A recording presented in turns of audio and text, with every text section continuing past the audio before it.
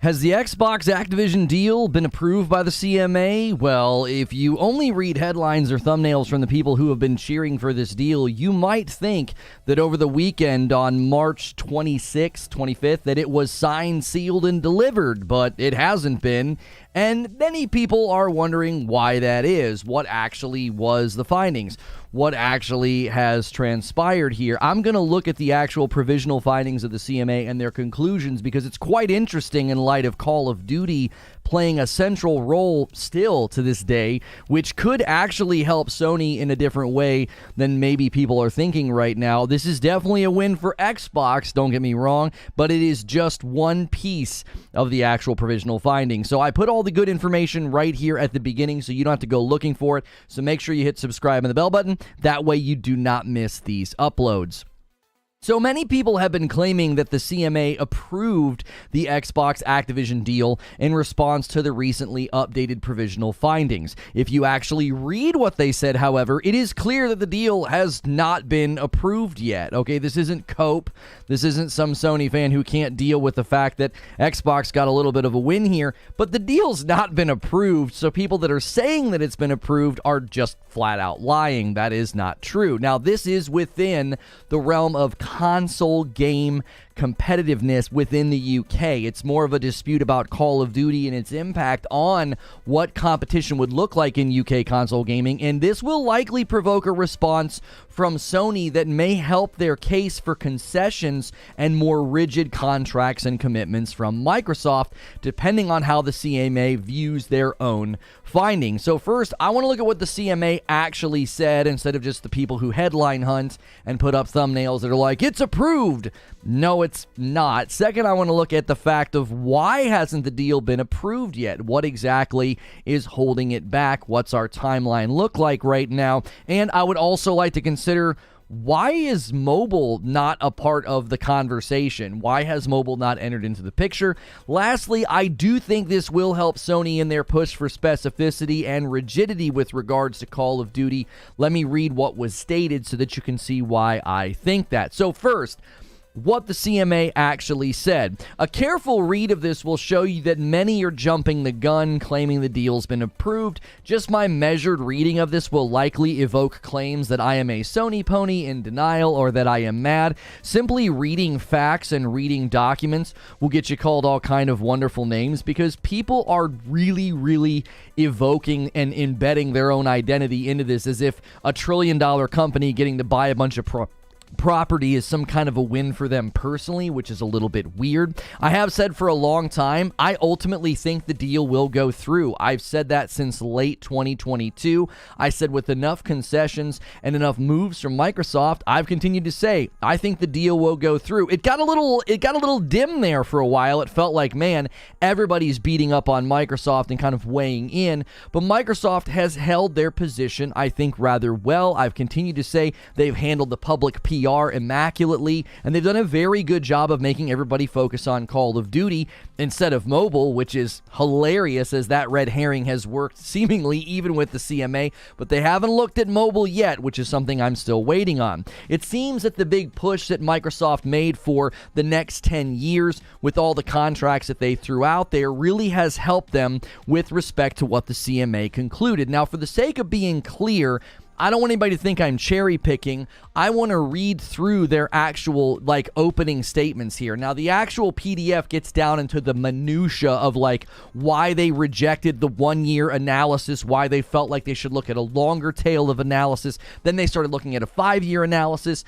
That gets really exhaustive, and it just starts to feel like you're reading legalese. This is from their provisional findings. This is official government documentation. If you don't feel like reading the super lengthy PDF, I think these paragraphs do a great job, but I don't want to rip anything out of context, so I'm gonna read basically everything they said. It's 5 images. It's not as much as previous videos that I have done. In February, the Competition and Markets Authority, CMA, published provisional findings setting out that the deal raises competition concerns in relation to both console gaming and cloud gaming services in the UK. The publication of the provisional findings initiated a period of consultation in which the CMA invited responses to those findings from interested parties studies and continue to gather further information. Now, you're going to notice they're stating that they had two primary concerns here. They had console gaming and cloud gaming, okay? Keep that in mind. This is in the UK. This is just their considerations for console gaming and cloud gaming services in the UK. I'm not sure if they're going to launch a new inquiry or if they're going to lean on different regulators to look at the potential mobile gaming market impact. I don't know why that's absent from this. I've not been able to figure out why nobody's looking at mobile. Because it's like 1,000 times bigger than console gaming, not necessarily larger than cloud gaming, because a lot of cloud gaming is sort of interwoven into mobile gaming, but it just hasn't been a part of their considerations. Maybe in their mind, mobile is under the umbrella of cloud, okay? So this is the one part I think that remains strangely quiet from the regulators, so we'll see what happens with mobile. Now, what did they conclude? The CMA has received a significant amount of new evidence in response to its original provisional findings. Having considered this new evidence carefully together with the wide range of information gathered before those provisional findings were issued, the CMA Inquiry Group has updated its provisional findings and reached the provisional conclusion, they love that word provisional, overall the transaction will not result in a substantial lessening of competition in relation to console gaming in the UK. Now, the careful reader will see this as just a provisional finding, just a provisional conclusion with respect to console gaming in the UK. Anybody saying this deal is done and approved is not paying attention. They're not looking at the scope of the deal, and they're rushing to claim the deal is done. These people were saying the same thing in October and November of 2022. They said, this deal is as good as done. The regulators won't get in the way. Those people have had to continue to shift the goalposts and their narrative, and now again, they're forcing a narrative. This is not been approved. It is a provisional conclusion with respect to console gaming in the UK. This isn't even a global market consideration. I don't even know if a regulator is going to be able to do that, but that's all this is consideration about. So how do they come to this conclusion? You might wonder, well, Call of Duty's at the center of this. These documents are getting so large, I'm running out of screen space, right? The most significant new evidence provided to the CMA relates to Microsoft's financial incentives to make Activision games, including Call of Duty, exclusive to its own consoles. While the CMA's original analysis indicated that this strategy would be profitable under most scenarios, new data, which provides better insight into the actual purchasing behavior of COD gamers, indicates that this strategy would be significantly loss-making under any plausible scenario. On this basis, the updated analysis now shows that it would not be commercially beneficial to Microsoft to make COD exclusive to Xbox following the deal, but that Microsoft will instead still have the incentive to continue to make the game available on PlayStation. Now, this is something I said last year when a lot of the big Xbox fans were saying, yeah, PlayStation is about to lose Call of Duty. I was like, that's not going to happen, okay? I've always maintained that I believed Xbox when they said they were going to leave it in place. I have also argued, however, again and again, that Sony's concerns were valid, and their push for specificity and parity is in their own best interest long term. These are business decisions and arguments. It's not personal. Both things can be true. I can say, listen, I really don't think Microsoft's going to have a financial reason to remove Call of Duty from PlayStation. They've admitted they can't convert PlayStation users. They've admitted they're counting on the revenue. Their own fiduciary duty to their shareholders would make it very, very hard to do a foreclosure strategy on Call of Duty because they would lose billions of dollars. However, that doesn't mean that Sony should not be concerned. That doesn't mean that Sony should just wave a hand and say this deal can go through. Them protecting their revenue streams is a business decision. It's not tantrum throwing. It's not crying. It's just being good at what they do. It's how they became the market leader. It's funny how everybody sort of claims they're the market leader and they should just shut up and allow competition to get a new foothold in the market, but they also act like Sony, I guess became the number one in the market by being nice. Like, that's not what these companies do. It's not what Microsoft does, okay? According to recent documents that we reported on, Microsoft seems to have plans to shift the line on incentive over the next 10 years. That's something to consider. I watched Hogue Law this morning. Everybody's like, watch Hogue Law, watch Hogue Law. I was like, I'm going to put him on times 2 because he's going to read the PDF, and I don't feel like reading the PDF this time. And one of the main things in the PDF is they kept focusing on 5 years. They wanted to look at a 5-year analysis of like what this would do to revenue and why Microsoft would have an incentive to leave Call of Duty on PlayStation. Well, they kept focusing on 5 years, and some of that I think is because, listen, after 10 years, Microsoft could move the line on incentivization and find reason to give less Call of Duty to PlayStation. Maybe they don't give everything to PlayStation. Maybe by then they renegotiate the contracts and everything that they're handing to everybody and say, hey, this is ours now, and if you want to play it, you got to come over here. Microsoft's strategy with Microsoft Office, I think, is a telling symbol of what they might do with software that they own long term. They'll say, hey, this game, this piece of software is endemic now. Now we can put it behind a subservice, and if you want it, you got to come to us to play us. Now, why would Sony need to create a rival if it's always going to be incentivized to be on PlayStation? That's the question that I think Sony may be asking, saying, hey, listen, we don't quite understand the reasoning and the logic here. If you always have an incentive to leave Call of Duty on PlayStation, why would you say 10 years is enough time for us to create a rival? These things seem to be mutually exclusive. Now, they're not necessarily mutually exclusive, but they could be. You could consider the fact that, like, hey, they're kind of giving us a warning shot here. This is something that Sony may draw attention to, and they may request that the CMA consider long-term ramifications and the potential damage as opposed to what they looked at now. Because right now, these provisional findings are inviting new evidence. That's part of what this is. That's another thing you might not be getting from the coverage of the people that are like pro-merger cheerleaders, okay? They're saying, listen, we're open to new evidence now. And Sony may say, listen, you considered 1 year. Microsoft pushed back and said that was too short of a window. You then considered 5. You have to consider 10 years and beyond. You can't just consider the immediate future. You have to consider the actual potential power they will have. Not what they will do, but what they could do. That's what these regulators are supposed to consider. Everybody keeps saying the regulators are only supposed to protect the consumer. That's a false talking point. You probably heard from a blog or a YouTuber. That's not true. These regulators are supposed to protect the market, and the market is made up of more than just consumers. It's made up of businesses, and those businesses have a right to protect their revenue. And so Sony may put counter evidence, counter argumentation to say you need to consider their own 10-year warning that they basically gave to us in documents just a week ago. Now, these incentives are only going to mainly stay in place if Call of Duty stays where it is. That's central to the argumentation of the CMA here. Ownership changing of Call of Duty could change all that. Now let's look at a paragraph that many are likely leaving out of their coverage, as it clearly states that the deal is not approved yet. This is probably absent from the people cheering for this deal, running with, false headlines and thumbnails and saying, yeah, the deal's been approved. No, it hasn't. The CMA's addendum to its provisional findings today relates only to competition in the supply of consoles and not to competition in the supply of cloud gaming services, where the CMA is continuing to carefully consider the responses provided in relation to the original provisional findings. The CMA's merger investigation continues, and it remains due to its issue on final report on April 26th of 2023. So it is currently still a month away from being done.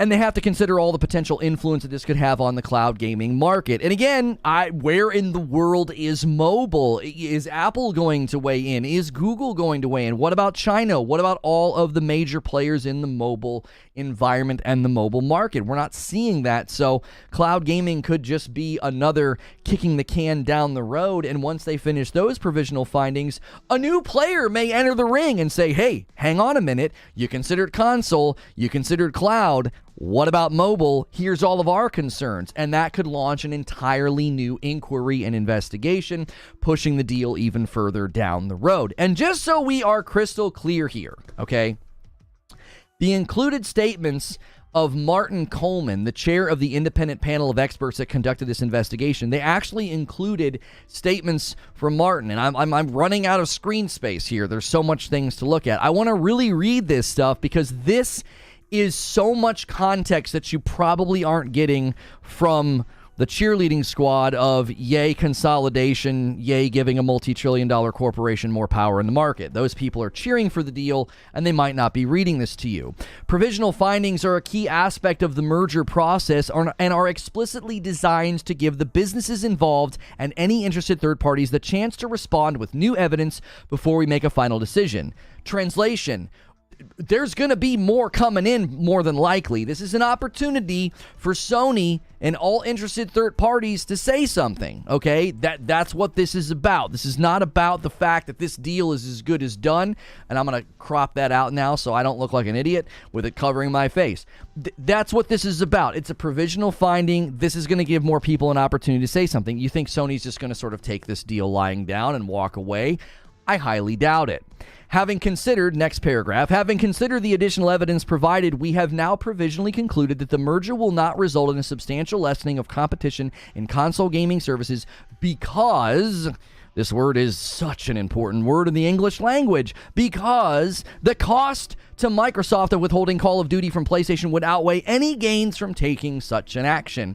People think this is a dunk. People think this is a victory. But what they don't realize is the CMA just provisionally concluded that Call of Duty is central to this deal going through. Within the realm of console gaming in the UK, Call of Duty doesn't really have anything to do with the cloud gaming. Now, it might come into factor with mobile gaming, with King and their revenue reach and their revenue potential influence on their competitors. But within the realm of lessening competition in console gaming, the CMA has just made Call of Duty a central aspect to this. So all the people that said Sony was crying, whining, throwing a tantrum, or that they were desperate, the CMA has just agreed with Sony up to this point that Call of Duty is a pivotal aspect of this. It's a centrality now, at least in the CMA's findings. Last paragraph. Our provisional view that this deal raises concerns in the cloud gaming market is not affected by today's announcement.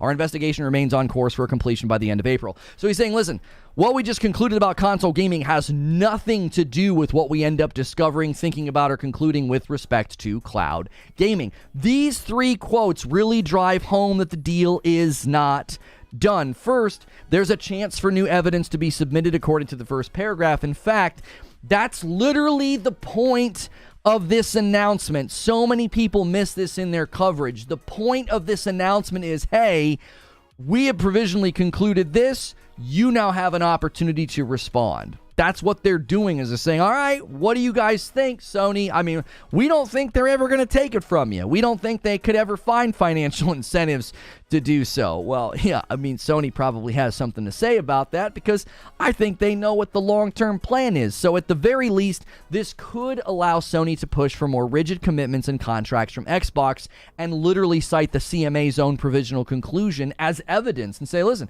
if this is your conclusion, then this is what we ought to have to get a guarantee that this doesn't happen. Now, the CMA could say, you don't need those rigid commitments because our finding is they'll never have an incentive to do it. Now, so the CMA could come on that either way. They could say, hey, you know what? You're right. You're right. This deal going through, Call of Duty's a centrality. You should get very rigid concessions and commitments. But they might say, no, you don't need them. Like, it could go either way. We'll have to wait and see. Now, that's just the first aspect of this. The second aspect of this, and this is the worrying part for me, okay? They use a similar line of thinking that we saw from the EU about ZeniMax, okay? People are like, oh, Microsoft can do whatever they want with ZeniMax. That's not what I'm talking about. Hang on just a second before you start running to the comments. The way that they're arguing for this sounds eerily familiar to the way that the EU concluded about ZeniMax, okay? The EU, this is not the CMA, it's a different regulatory body, but it sounds very similar to me. They said that the ZeniMax deal could go through in part because Microsoft, quote, this is a direct quote, would not have the incentive to cease or limit ZeniMax games available for purchase on rival consoles. Now, there's a difference, and this needs to be pointed out, because if people start saying this is the same mistake the EU made, the EU went further. They said, quote, even if the combined entity was to engage in a total or partial input foreclosure strategy, the Commission considers that such a strategy would not have a material impact on competition. What they mean is ZeniMax doesn't have any property big enough to disrupt competition. If Microsoft completely went foreclosure, it wouldn't impact competition. And we have to admit that that's true. Like, Starfield and Redfall are not going to be tectonic games in the world to the degree that Call of Duty is. So the difference this time, okay, and this is what's so important, I think this is what everybody is missing. This time, the CMA is concluding that the deal won't impact competition in conjunction with Call of Duty staying on PlayStation. This is a very different conclusion, and if other regulatory bodies come to the same conclusion, this could be what Sony wanted. Sony wanted this to be central. Now, the other mobile and cloud companies might weigh in with their own interests, but from Sony's perspective, you cannot be in a position to hurt our revenue or to take Call of Duty for us, all right? So, that second paragraph, you've really got to read what they've concluded. It says right here, if you look like the second line down, the merger will not result in a substantial lessening of competition in console gaming services. Why? Why will it not result? Because the cost to Microsoft of withholding Call of Duty from PlayStation would outweigh any gains from taking such action. This is a different conclusion than what the EU came to. This is not, we don't really see an incentive to do it. Well, but even if they do it, it won't really hurt competition. That's what the EU concluded. That was kind of what gave Microsoft their out of being like, haha, well, now that we have ZeniMax, everything's an exclusive, okay? It's in the EU document. This is different. At one level, the CMA is agreeing with Sony's concerns, at least at a superficial level. Competition, however, will not be lessened quite literally because they see COD staying on PlayStation, which means they agree. You got to invert it, right? Flip it around. They agree that if COD was removed from PlayStation, it would substantially lessen competition. Did you catch that? You've got to catch that. Sony's lawyers aren't going to be missing this element. The CMA just concluded that if Call of Duty was removed from PlayStation, it would substantially lessen competition and therefore be a problem. So now, I've just got to ask the question. I want to know what's going on.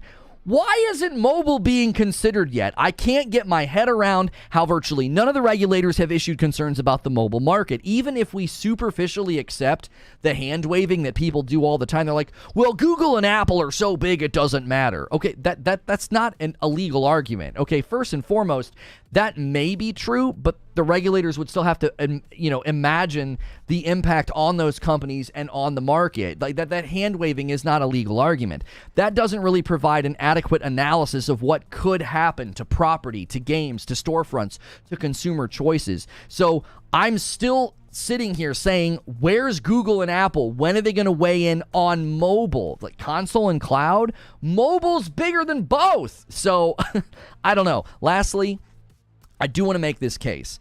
I actually think this provisional conclusion could help Sony specifically with Call of Duty. I'm being specific here. I don't know if this is necessarily helping Sony in the grand scheme of things, but it could help them with Call of Duty. People are going to try to rip me out of context and say I'm a Sony pony that's coping. I'm looking at all angles here, right? The CMA could both accept or reject new argumentation from Sony, but I do think there is a possibility here that Sony could use this in their corner for more concessions and commitments with respect to Call of Duty. Sony basically got the CMA to fully examine the scope and the impact of Call of Duty, not just within their own ecosystem, but within the market and under the umbrella of competition.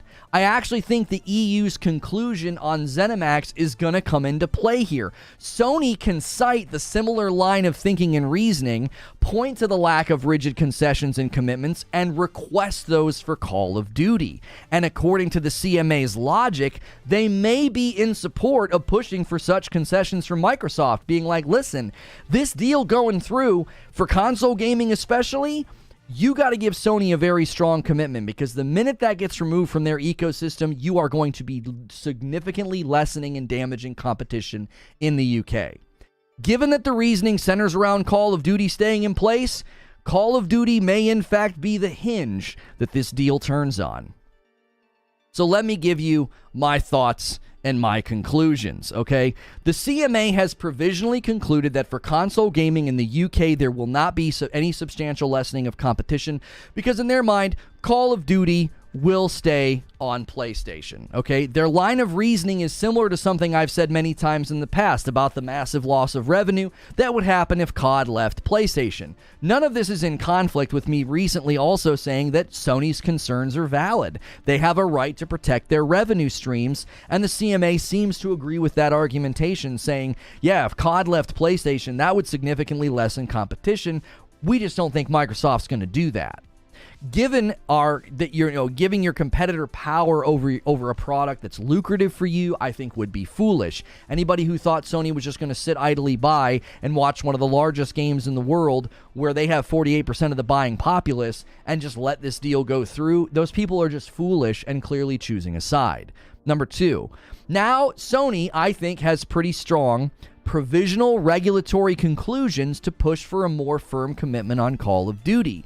Many have decried Sony's refusal as being in bad faith because they think the deal is better for Sony. Well, the only person really telling us that is Lulu Cheng, and she stands to make a lot of money if the deal goes through. You're literally allowing somebody who has a vested interest in the deal going through convince you that Sony's turning down a better deal. So the conflict of interest with Lulu Cheng's public commentary leads me to say that Sony is in the best position to decide if a deal is good for them or not. Also, Sony clearly has had an influence over the deal. If the very first provisional conclusion out of all of the major players and all the major regulators, the first provisional conclusion is centering around Call of Duty staying on PlayStation. That's really good for PlayStation. This continues to create market and consumer confidence in their platform. If you're in doubt about, like, should I buy a PlayStation 5? Should I stay in the PlayStation ecosystem? One of the regulatory bodies on the globe just said, yeah, Call of Duty is going to stay on PlayStation. That's good for Sony's market and consumer confidence. It also gives them potential ammunition for legal argumentation with the other regulators. Hey, look, the CMA concluded this. They concluded that COD needs to stay on PlayStation. That's potentially very helpful for them. Conclusion. As I have said many times, I do think the deal will go through because Microsoft has been aggressively pushing Call of Duty concessions, contracts, and other things into the public narrative. I've also said that with enough concessions, the deal will certainly be better than it would have with literally no concessions. And that's where much of the public support and the gaming press's coverage has, I believe, just fallen incredibly short. If you care about the consumer, if you care about the market as much as you claim, then concessions and regulators and investigations and these proceedings, they should be a welcome thing. You should celebrate this. If you care about the consumer and not just one system's ecosystem, if you care about the market and competition, then you should welcome this. Yeah, get in here, regulators. Make sure this deal is good. Microsoft's one of the biggest companies in the world. We're not just talking about the Xbox Gaming division. We're talking about Microsoft corporate buying its way into a portion of a market, and that is something that should be heavily scrutinized. The narrative has just continued to shift and move. First, it was Xbox is going to take Call of Duty from PlayStation. Suck it, PlayStation. Y'all look like fools, and you look like real big fools now. Then it was, well, the regulators aren't going to try to stop this. They don't want to be embarrassed. Okay. Then, when the regulators got involved, it was, well, the regulators have no real power. And look how far we've come. Your goalposts have moved so far, you've left one stadium and you're in another city. Look at how far we've come. Call of Duty contracts going to platforms we've never heard of. 10 years here, 10 years there. And the initial offer was like 3+ years to Sony. So you think that Sony's just been whining and crying and the regulators had no power. And now you have to run into the public and celebrate this as a dunk. It's not a dunk. It's legal argumentation. It's the proceedings of a regulatory body, which is what so many of us have been pushing for and supporting. Yes, let the regulators look at everything. Give them all the documents. The FTC had their motion to compel granted, by the way. This fight's not over. Hogue Law continued to say that the FTC didn't have a strong argument and that the FTC wasn't believing anything Microsoft said. I couldn't find any documentation for that they don't believe anything that they've said. And the FTC just had their motion to compel granted. So those 24 ignored requests, I believe they'll be honored. We're going to get more in-depth look at what Microsoft did with ZeniMax and what they plan to do with Activision Blizzard. And now we have a provisional conclusion with Call of Duty staying on PlayStation being at the heart of the potential approval from the CMA. The reason all of this has been a point of contention for folks who want the deal to go through has been the fact that there's been a constant flow of repudiation of their blanket claims and false narratives. That's why you guys get so upset and so angry. You've been making blanket claims about the deal going through and PlayStation losing Call of Duty and the regulators having no power, and you've looked like morons the entire time. The regulators do have power. Call of Duty staying on PlayStation is central and is very important, and PlayStation is actually winning some of these concessions, especially with this provisional conclusion. This is what we as consumers should be asking for. We should be asking for in-depth analysis, concessions, and fairness within the market so that competition stays intact, because I would actually love to have some heavy hitters in the market. Nintendo, PlayStation, and Xbox would be good for all of us because that would really drive innovation. What I see right now is not innovation. I don't see new titles. I see somebody with a really big wallet buying really good and lucrative property so they can make their gaming division profitable and have a foothold in the market. That's not going to drive innovation, new titles, and new games. That's obviously something we'll have to wait and see. Obviously, we still have a ways to go, and I will continue to do my best to be exhaustive and fair while owning my bias of being against the deal going through. And that's the show open. That was 30 minutes. Sorry about that. They get longer and longer. I've tried to make them shorter. That was a 20-page document. Good morning, good afternoon, and good evening. Welcome in. Guys, if you like these show opens, if you like these monologues, if you enjoy my coverage, make sure you are smashing the like button. We are nearing 700 viewers.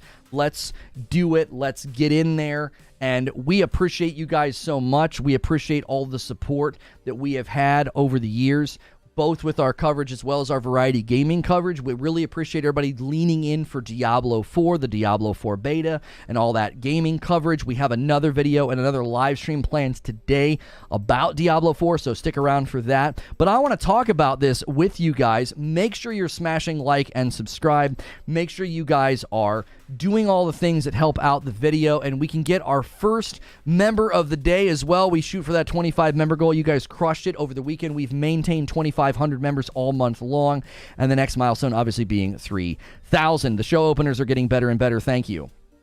Awesome Witchfire vid. Oh, thank you. Yeah, we reacted to some of the new footage from Witchfire. Nice Diablo streams. Thank you. 600 people and less than 200 likes. Ridiculous. Must be a lot of Xbox fans. No. People are just lurking and listening.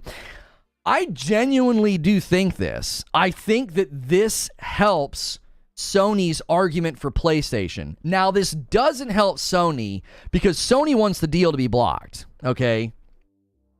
Sony wants the deal to be blocked, and this provisional conclusion from the CMA points to it's not going to get blocked. It's going through, okay? So that's bad for Sony.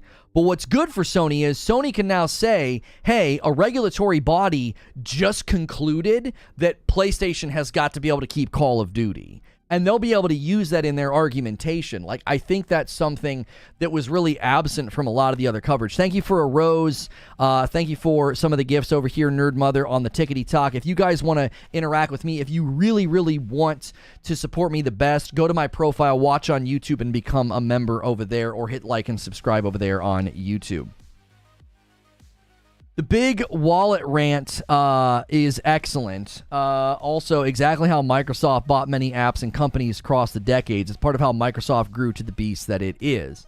I really do think one of the reasons that people support this deal is because they don't pay any attention to Microsoft. They just love Xbox, right? They just love Xbox. Sony is done. It's all about the cloud now. No, I don't think cloud gaming is going to shove traditional gaming off of the platform. If you look at the size and the scope of PC gaming with Steam and their reach and the projections for PC gaming going forward, I think cloud will continue to do well, but I think cloud is always going to be bottlenecked by outdated infrastructure, especially in the West, which, ironically enough, one of the reasons that your cloud gaming with Xbox can't grow and be better than it is because of all of the internet infrastructure being like just stagnant for 10 years. We're in 27th place globally. Now, if the consolidation with the internet companies wouldn't have happened, they likely would have had to make good on all their promises to invest in the infrastructure and invest in all of the various fiber lines and everything else, and then cloud would have an easier chance. So it's actually pretty funny that, oh yeah, cloud's the future. Yeah, well, not if the consolidation of internet companies continues to completely bottleneck the infrastructure and the innovation of the actual internet speeds. Cloud's going nowhere until that happens. I've always said, once infrastructure catches up, cloud's going to be a massive future, because you'll pick up your phone, you'll turn on your television, any way for you to connect to the internet, and you're going to be able to play games. That's going to be huge, but that's probably 20 to 25 years out. I think that tipping scale, even when it happens, consider this. Has the explosion of mobile gaming hurt console gaming and PC gaming? Has it? I don't think it has. Gaming as a global enterprise has seen nothing but growth. So the growth and the insane monsoon of people embracing mobile gaming hasn't hurt console gaming or PC. So I believe it's a non sequitur. It's not logically consistent. It doesn't really logically follow to be like, oh yeah, cloud's going to explode, Sony's dead. No, there are plenty of games. There are plenty of game companies and platforms right now that don't do anything with mobile, and they're doing just fine. Like, it's not like, oh my gosh, mobile exploded and console gaming and PC gaming died. You can't look at cloud and see it in that way. Cloud's not going to be like this disruptive piece of tech that's going to make PC gaming irrelevant or console gaming irrelevant. It will gain its own foothold and it will be something that people love.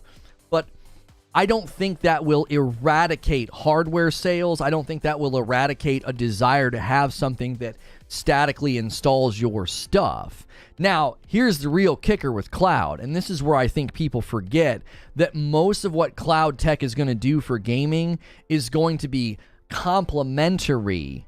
It's not going to supplant. You're going to have games where a significant amount of your game runs on your computer or your console, and then the cloud's going to come along and allow all these amazing things to happen.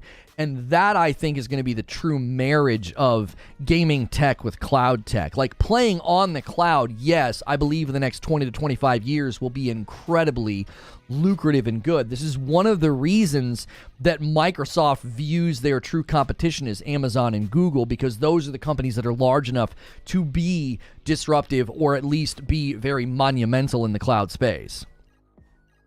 We can't allow them to do to gaming what they have done to software. Nowhere did I say their software was bad. Yeah, that's something you always have to consider, is that Microsoft's approach to software will likely be their approach to gaming. Here's the thing, and this is for all you guys that cheer for this deal. This is for all you guys that think this deal is good, okay? You can drive by on my Twitter and my comment section all you want and engage with me at the intellectual level of a 7-year-old hurling an insult and be like, cry more, Sony pony. I can be against the deal and against consolidation, and if the deal goes through, my position's not going to change, okay? The thing you have to consider is that if Microsoft wins this war that you think they're winning, they're going to scoop up and gobble up as much as they can, and they're going to start to get this massive foothold in cloud. What you really have to question is, will that put them in a position of power to treat games the way they treat Microsoft Office? See, that's the question that people don't ask or entertain, because you bleed green and you love Xbox, but you don't pay much attention to Microsoft as a company. You don't pay much attention to Microsoft as a software company. Their moves, their absolute insane foothold, their market dominance in software has enabled them to take away consumer choice. So all your talking points about, oh, more consumer choice, saving us money, yeah, this is going to be great. You're not going to think that if prices continue to go up and the only place you can go to play certain games is their subscription service, their cloud. That's not going to be good for you. Sorry, let's get the coffee on display. There we go. There we go. Who wants to be the first member of the day or the first gifted member of the day? That spot's just sitting there at a 0. Who wants to be the first coffee order of the day? Yes, and to be clear, this is a provisional finding only with respect to console gaming. This is just a provisional finding only with respect to console gaming. So cloud gaming could enter and disrupt this deal. Again, this is a provisional finding, which means Sony has the opportunity to respond with their own counter evidence. I got to tell you, this is what I think Sony's going to do. I think Sony's going to focus on two things in particular. If you actually read the entirety of the document, one of the reasons Microsoft won this portion with the CMA is they said, listen, you're only looking at 1 year. You need to look at 5 years and the potential impact that would have if we suddenly ripped Call of Duty from that platform, right? And that sort of convinced the CMA that, oh my gosh, yes, you would lose in the billions. You're not going to do this, right? It wouldn't be a solvent plan. Now, that's something I've been saying for a very, very long time, right? Mo's in chat. Mo and others were back here in September and October arguing with me up one side and down the other that Microsoft was going to take Call of Duty from Sony. And I said, there's just no stinking way. There's just no way they could survive the loss. If they shell out $70 billion and then they cut off one of their most lucrative pieces of property from the most lucrative platform, right? So I continued to say that. But I also said, listen, Sony has every right to be concerned. Just because that financial reality exists doesn't mean that Microsoft might not move to incentivize and push and say, hey, we're moving these incentive lines. We now have the opportunity to say, oh, we have a financial incentive to shrink Call of Duty. This guy says tons of ha-ha-ha, Sony loses. Well, nothing's been lost yet. The deal's not been approved. It's a provisional approval only with respect to console gaming in the UK. So we'll have to see what they weigh in about cloud. I again think this deal is a long ways off. I see people predicting, oh, it'll be done by June or July. If mobile never gets brought up, then I will scratch my head about that until I'm old and dead. I'll be like, why did nobody bring up mobile? I still think there will be new investigations opened the minute a mobile player comes to the table, and that hasn't happened yet. Yo, thank you for sending some big love, Night Fury. Regardless, it's moving forward, which is what we all realized was going to happen. But see, I love that goalpost shift because that's not true. I've been covering this since it first emerged as a potential reality, and that is not true. I was told deals going through without a hitch, Call of Duty is going to get ripped from PlayStation, and the regulators have no power. All the people that said that are now throwing confetti in the air as a regulator concludes that Call of Duty staying on PlayStation is central to the deal going through. That doesn't sound like anything you guys said 6 months ago. That doesn't sound like anything you said 6 months ago. That sounds like the exact opposite of what you said 6 months ago. That sounds like Sony was right to be concerned about COD. It also sounds like the regulators have power. It also seems like Microsoft's had a lot of concessions squeezed out of them. All of those are things that are supposed to happen when this level of deal goes through. You need scrutiny. You need investigations. You need concessions. You can't just let one of the largest companies in the world buy $70 billion worth of property and say, yeah, well, I mean, that's fine. They've got a lot of money. Oh, it's never going to get ripped. They're just going to make Sony pay enormous amounts to stay relevant. At least in the next 10 years, I don't think they're going to be able to do that. Pod thing didn't block it. There's no chance cloud or mobile stuff will. I don't agree with that analysis at all because Call of Duty is nothing compared to King Mobile. You're not examining the revenue streams at all if you think that. That statement is being made in a vacuum, as if they didn't admit in one of the findings that King Mobile was half of Activision's revenue halfway through 2022. Call of Duty is nothing compared to King Mobile and the revenue generation potential on the mobile platforms. Like, Candy Crush is like the 4th largest mobile game in the dadgum world. So acting as if, oh yeah, if the Call of Duty thing didn't block it, then nothing will. No, you're not looking straight face at the numbers if you think that. Victor Mayhem with 23 months. Happy Monday, Lono. Shows openings are getting better and better, from streaming a single game to Xbox main to becoming a staple in the gaming news industry and diversifying. Love the growth, brother. Thank you so much, Victor, for almost half a year. Thank you, Hank Kloppers, for coming back and renewing your membership. It is central to the deal. It is not what people said. This guy making things up again. When you say, you guys weren't saying this 6 months ago, it's just nonsense. No, I'm not making that up. Buddy, you can go back and watch my streams from 6 months ago. You weren't here. I don't recognize your name. You're trying to get a cheap shot in. I covered this 6 months ago, and when it first started to happen, I spent probably 45 minutes arguing the financial repercussions of removing Call of Duty from PlayStation. And I said they will never be allowed to do that. Their shareholders won't let them do that. They have a fiduciary duty. And I had people continuing to tell me, oh, no. They're going to move Call of Duty to Xbox. They're going to try to get Sony Playstation users to convert to Xbox. I argued that for like 45 minutes with people who were in support of the deal. That's ridiculous. That was a ridiculous claim. I also argued with people who said the regulators weren't going to do anything because they didn't want to be embarrassed. I also argued with people who said the regulators had no power. I also argued with people who said Sony is whining and crying and they're desperate and there's no reason for them to be refusing the deal. And here we sit with one of the first provisional conclusions from a regulatory body coming out and literally agreeing with what I've said for 6 months and what Sony's been saying the entire time. And people think it's a dunk for Xbox. And it's like, this is what we've been pushing for. We're like, listen, this level of consolidation is terrible. But I've always said, if we can get a ton of concessions, if we can get a ton of things squeezed out of this to protect the market and to protect the consumer and to protect the property, then that's better than just letting it skate through. I haven't had to change my position on this once. But the people that have been in support of it, your goalposts have moved so many times, like I said in my show open. You've left the stadium. You're in another city now. Your goalposts moving is breaking everyone's necks. It's like, where are they now? What's the centrality to your argument now? Do the regulators not have power? They seem like they do. Is Sony arguing in bad faith? Doesn't seem to be that they're arguing in bad faith since the CMA agreed with them.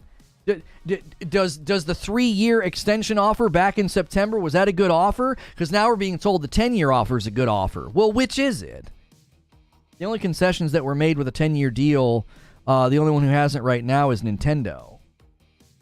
No, that's not true, because they offered the thing to Nvidia. I actually argued whenever that happened that the Nvidia push was one of the bigger pushes. I actually think the Nvidia push from Xbox was more compelling than Nintendo, because Nvidia is a direct competitor in the cloud space.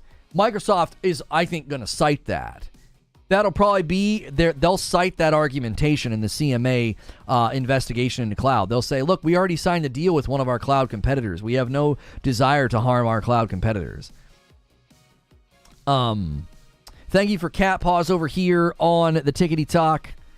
Whoever doesn't understand that they will lose money if they keep it on Xbox. Call of Duty will never be just an exclusive to Xbox. Call of Duty would lose so much money. Well, this is what I think, and I covered this the other day. Oh, wait, I think somebody ordered some coffee. Hey, somebody ordered some coffee. It is a best of both worlds, a light and a dark roast. Thank you so much for doing that. I appreciate that so much. And let's see if we can't get some members. That member number is looking it's sad over there, sitting at a 0 on a Monday at 48 minutes in. Thank you, Lord Finesse, for that coffee order. I just got it. Nvidia deal was a stroke of genius. You have to buy the game for it to be usable there. No lose scenario. Right. Here's the thing, though, Big Mole. The FTC, I think, pushed back on that in, I think, a good way. They said, listen, if you're going to try to claim your contracts with Nvidia and Nintendo are defenses, we would like to see them. Now, that happening could make them say, this isn't even a deal that's good for them. This is a deal that's good for you. This has nothing to do with the discussion about cloud gaming disruption. Goalpost moving, you're not actually agnostic on this, and you're clearly either a Sony guy at the end of the day, or you don't like Microsoft because it's the hip take to talk trash on Microsoft. If you're going to falsely summarize my coverage with just being a Sony guy trash-talking Microsoft, this is the last thing you'll get from me. I don't interact with people who lie about me. I said in my show open that I try to own my bias as being against consolidation while also trying to just exhaustively give you the facts. I literally just read through 5 different images and quotes this morning and said, this provisional finding is actually a good thing. This is some of the stuff that we wanted to see. I wanted to see Call of Duty being central to the deal going through because there was no specificity in the ZeniMax approval. And even in the ZeniMax approval in the EU, they concluded and said, even if they foreclose everything, it won't be a big deal. It won't hurt competition. JW coming in with the first 5 gifted members, and it goes to Porto, Michael C., Casual Grinder, Remo Suave, and God Howard. I love to see things coming full circle because Casual Grinder has been a huge gifted member, and he just gifted members. He just got a gifted member. You love to see it. Boom, there it is. You think it's a smoking gun for somebody to admit their bias? Are you just not used to people admitting their biases because you watch people who shake a green pom-pom and they might as well be wearing a cheerleader green Xbox skirt and jumping up and down in their YouTube videos? Just because I'm owning my bias doesn't mean that I'm an anti-Xbox guy or I like to trash Xbox. I don't like consolidation. I didn't like it when it happened to my internet provider. I didn't like it happen with my cell phone company. I don't like it when TV programs and movies start getting bought up because it limits where I can get the material. It limits where I can go to get it. I don't like what Microsoft or Adobe have done with their software. I don't like subscription services being required to use stuff. I've got 20-something years in graphic design. I started doing graphic design in high school. I had a graphic design company that enabled me to literally get into content creation. And yet I'm anti-Xbox because I'm against consolidation or I'm against software being treated in that way. My position is rooted on experience in the industry, experience using software, experience with consolidation, experience as a consumer on the bad end of consolidation. None of that has anything to do with being like anti-Microsoft or anti-Xbox. That's just a juvenile response from somebody who doesn't have the intellectual capacity to engage with what I'm saying. Member count is 6. Nobody gifted 1. Yeah, nobody gifted 1.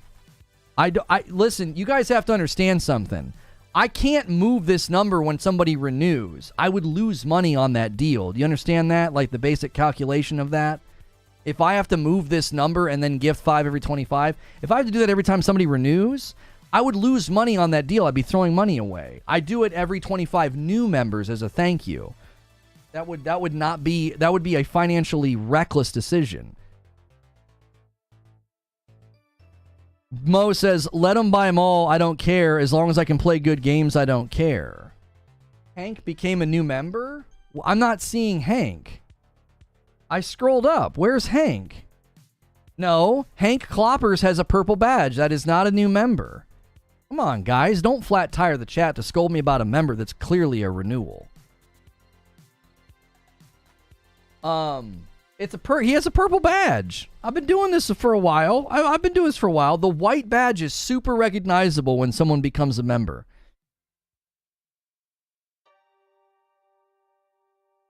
There are way more pro-Sony outlets that he just doesn't acknowledge while slamming anyone that pushes back against them, and you're done here.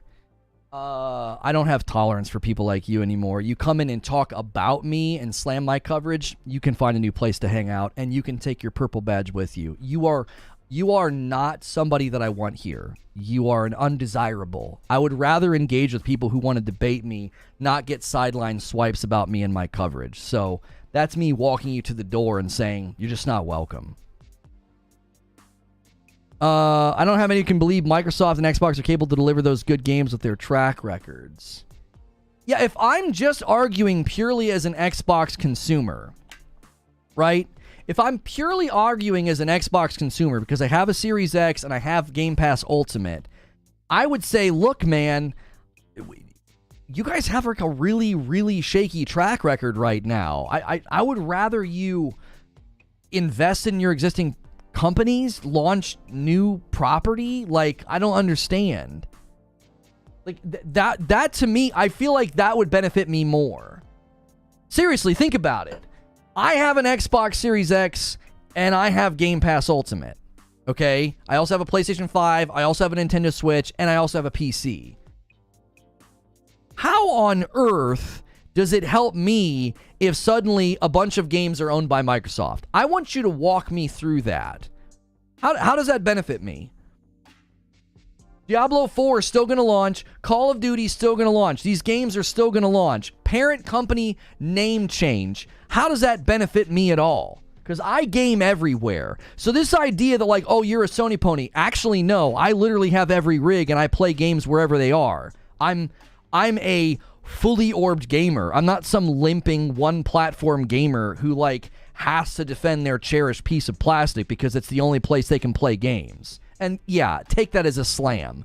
Don't come at me and call me a fanboy when I don't benefit from this deal at all. You want to sit here and argue, well, oh, it benefits me and that's all that matters. It doesn't benefit me at all. I have every right to be against the deal as somebody who has every platform. What difference does it make to me if suddenly they own all this property? It benefits me, Game Pass, baby. Yeah, but that doesn't matter to me. As a consumer in a luxury market, more games hitting Game Pass. Oh, wow, I saved some money. So over the course of a year, I saved 100 and something bucks. That's it. That's all that matters to you is saving some money. What about innovation? What about new games? What about new content? What about funding new projects?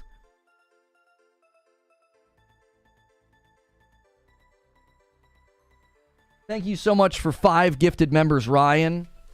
Gifting one to Hyde, Jeff, Total Roblox Drama, Mind the Ancient, Raven Shadow, and Brandon. You guys all got gifted members. That's putting us halfway to the daily member. Oops, that's not it. We did hit 100 the other day. We could hit 100 today. We're almost halfway there.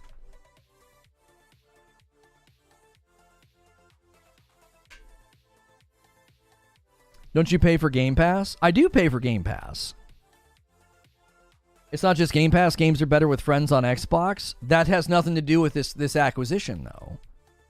See, everybody always says, oh, well, it's better for me, and that means the deal should go through.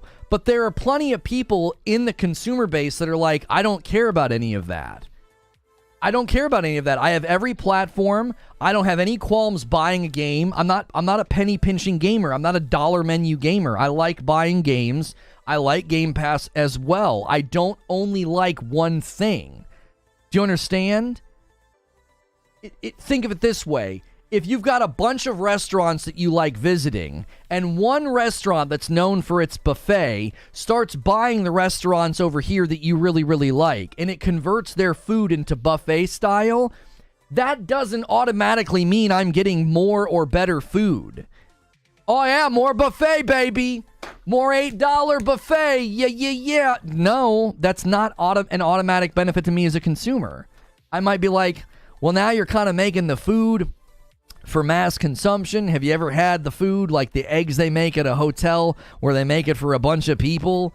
Ugh, right? So just because a property and companies and games that I enjoy suddenly shift ownership and end up on a subscription service, that doesn't mean that's better for me. That doesn't. I could look at it and say, I don't know about that. I don't know if I like a bunch of things being behind a subscription service because, again, my history with software, with Adobe Creative Suite and Microsoft Office, I've had a very negative experience with software being treated that way. That's not good for me.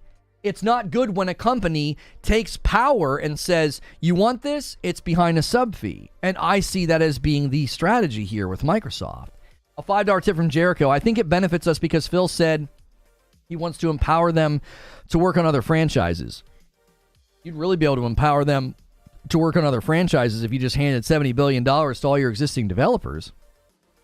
Yo, Sid, thanks for jumping back in as a member plus. And keep in mind, I'm not saying you're wrong. You have every right to be Mr. Pro Game Pass, dollar menu gaming. That's all you care about. You have every right to do that. I, on the other hand, as a consumer that's different than you, I have a right to say, hey, man, I have a lot of experience with software suddenly being behind subscription walls. I don't think it's good. I've had very negative experiences with this before. So even if it initially saves me money, I see it going in a direction that I don't want it to go. I'd rather be able to buy games than have them treated that way. Too early for a recap? Yo, what's good, Cowboy? No, you're here just at the 1 hour mark, Cowboy. That's when I like to do a recap. If you've never been here before, I'm a safe for work broadcaster. You can come in and debate me and disagree with me all day long. If you take swipes at my character or insult me or you talk trash about my coverage instead of engaging in my arguments, people don't see there's a categorical difference between insulting me or talking about me as if I'm not here and his argumentation's always so bad.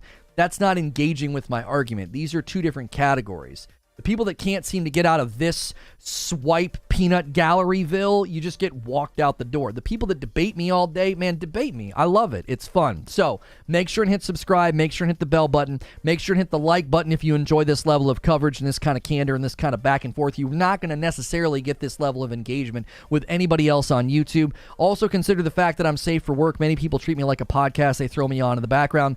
Those of you that are commentating and leaving comments on the Tickety Talk, the best way to get interaction from me is to watch on YouTube. Go to my profile, click that link, and come watch on YouTube. Consider becoming a member. And as I give you this recap, do me a favor. Smash the like button. Let's get 300 likes. Let's get some more members. That's a great way to say, hey, thanks for that recap. So many people were running with headlines and thumbnails, making it seem as though the CMA had approved the deal for the Xbox Activision deal to go through. That is simply false. It is absolutely false. This deal has not been approved. It is a provisional conclusion about competition in console gaming in the UK. Do you see how unexciting that is? It is a provisional conclusion about competition in console gaming in the UK. It has still not been considered what this impact will have on the cloud gaming. That's what they're moving to next. Now, this provisional conclusion invites new evidence and arguments from third parties, which means Sony will have a chance to respond. The centrality, the centerpiece to this provisional conclusion is that there will not be a significant lessening of competition in console gaming in the UK because Call of Duty will stay on PlayStation, as there is a very strong financial incentive for Microsoft to do so. It's similar to some of the things they said in the UE conclusions. The difference is they're basically saying they don't see Call of Duty ever leaving. It would be detrimental to the success. The EU concluded that there was no financial incentive for Microsoft to remove ZeniMax properties, but they went on to say even if Microsoft did a full foreclosure, it would not disrupt competition. The CMA is saying the exact opposite. They're saying there would be a significant lessening of competition if Call of Duty ever left PlayStation. So it's a win for Microsoft, but it also gives Sony some pretty strong argumentation to push for rigidity, specificity, and really strong commitments with respect to Call of Duty, since we just got the CMA to admit within the console space, Call of Duty is central to this deal going forward. That's my recap. Newtonian with a $10 tip. If I was an Xbox purist, I'd be upset that Xbox has to sit on their hands for 12 years instead of buying studios, reinvest in studios, and then they wait for a $69 billion merger for games that they would get without the deal. Thank you so much for the $10 tip, Newtonian. Jericho becoming a brand new member. Thank you so much for that, Jericho, bumping us to 11. Those are my favorite memberships, white badge new memberships. When I see somebody decide, I'm going to jump in and support this channel, it's $5 a month. You get into my members-only Discord, and you get into the members-only content. A provisional conclusion is typically what leads to the conclusion, and Sony's argument was console, and that's been dismissed. I don't think PlayStation does cloud gaming. No, you're not understanding what's happening. Let me show you the quote that is going to push back on your claim that you just made, okay? Oh, where is the quote? I have to go to image 5, and I have to uncrop the top here because I cropped this because it was so big it was messing with me. Okay, this is from the chair, okay? This is from Martin Coleman. He is chair of the independent panel of experts conducting this investigation, okay? So no, it's not been dismissed. That is tacitly false. Provisional findings are a key aspect of the merger process and are explicitly designed to give the businesses involved and any interested third parties the chance to respond with new evidence before we make a final decision. So anybody claiming that Sony lost and that point's been dismissed, they're saying something that is demonstrably false. That's not true. The entire purpose of the provisional conclusion is to give Sony and any other third parties a chance to respond with new evidence. I believe Sony will respond.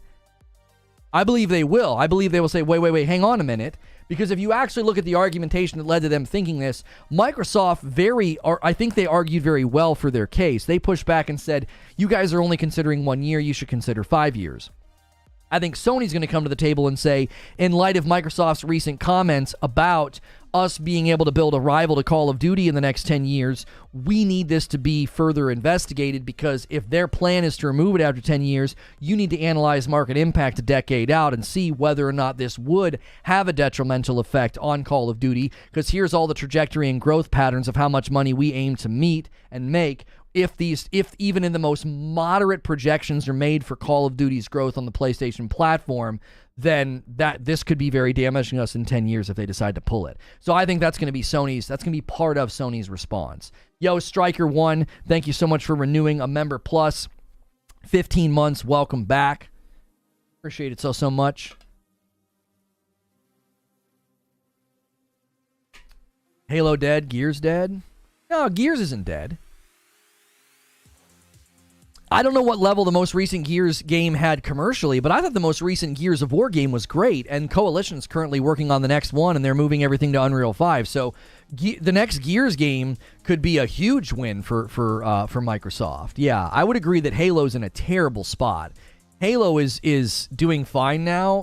What? No, it's not.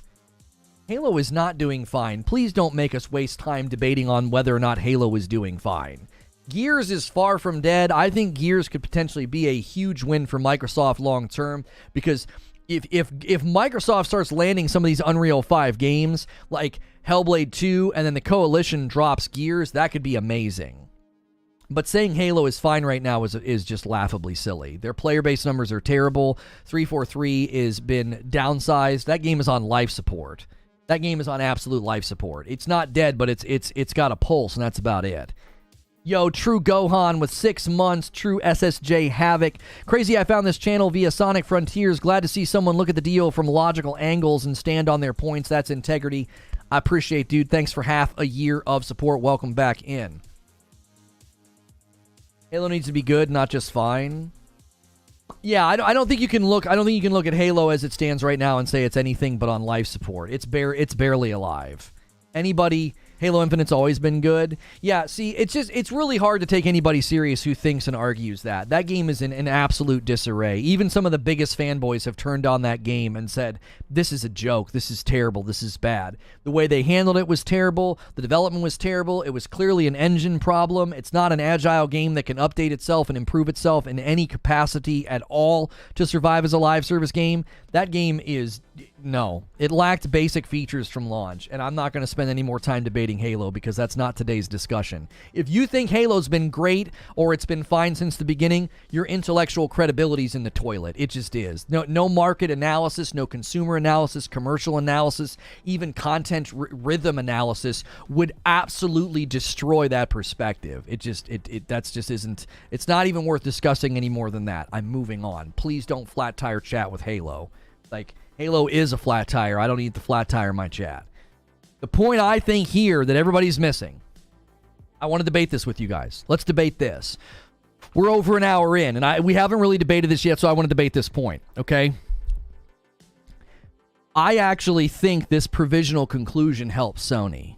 I do. And that's not me coping. I genuinely read it and thought, this is quite literally what Sony wants. because now you've got a regulator making Call of Duty central to the deal. It's not Microsoft. It's not Sony. It's not some tweet about a 10-year deal to Nintendo.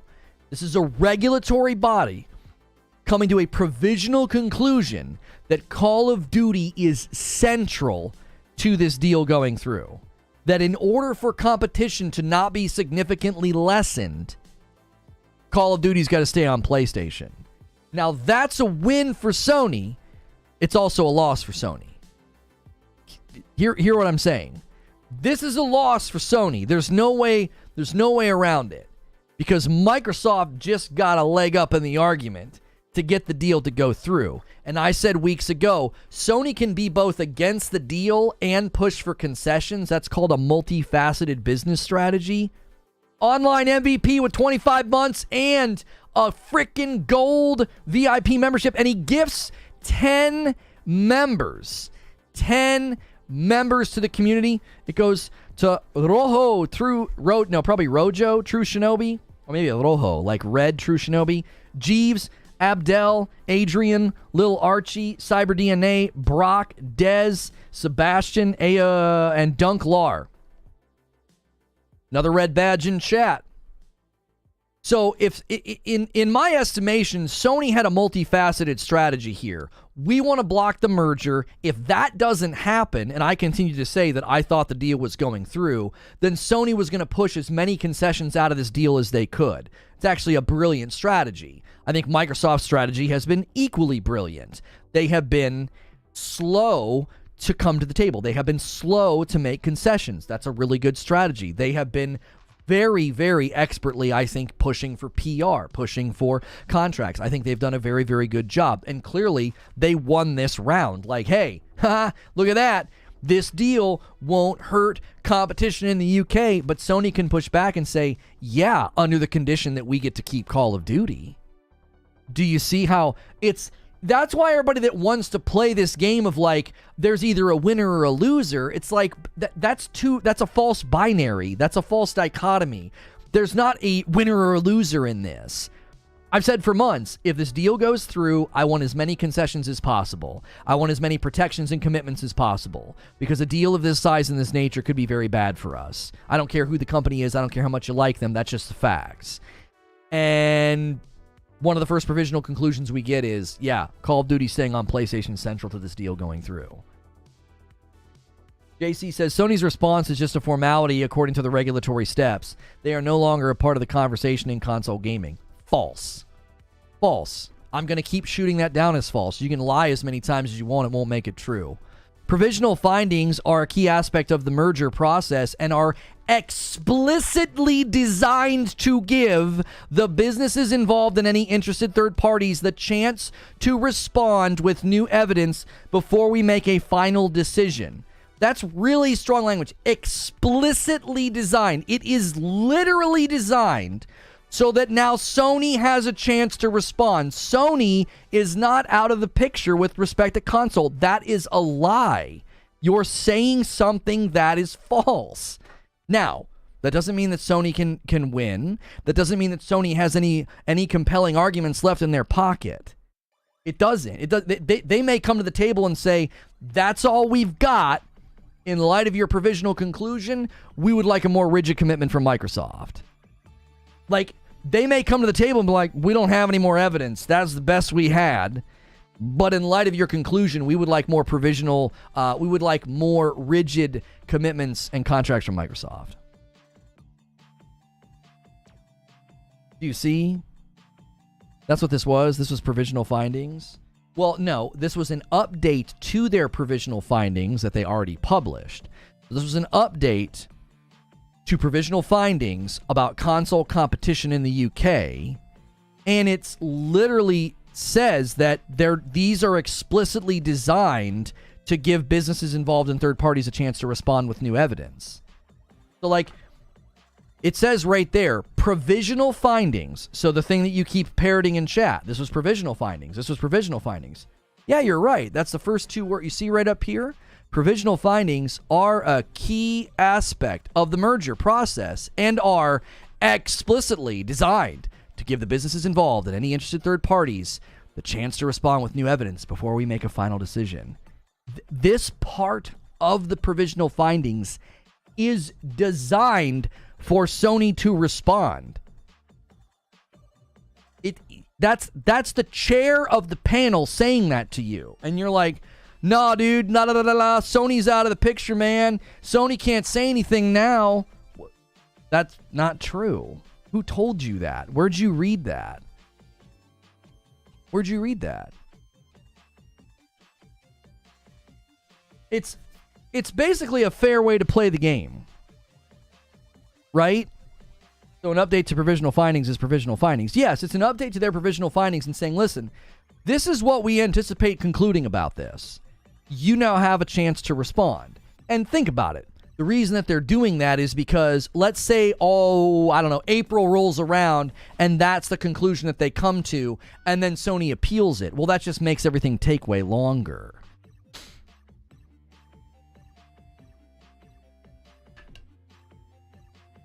March 24th, the CMA modified the original provisional findings and dropped the concerns about the console market. Okay, but again, you're looking at it one-sided. This screenshot is from that same website, JC. Do you see what happens when you cherry-pick one quote and you don't read the rest? Yes. The CMA has concluded, we're done looking at console. We're done. This is our provisional conclusion. You can't really come to a provisional conclusion if you're still actively looking at console gaming. A bit of a training in logic here. Of course, if they come to a provisional finding, that means they're done looking at console.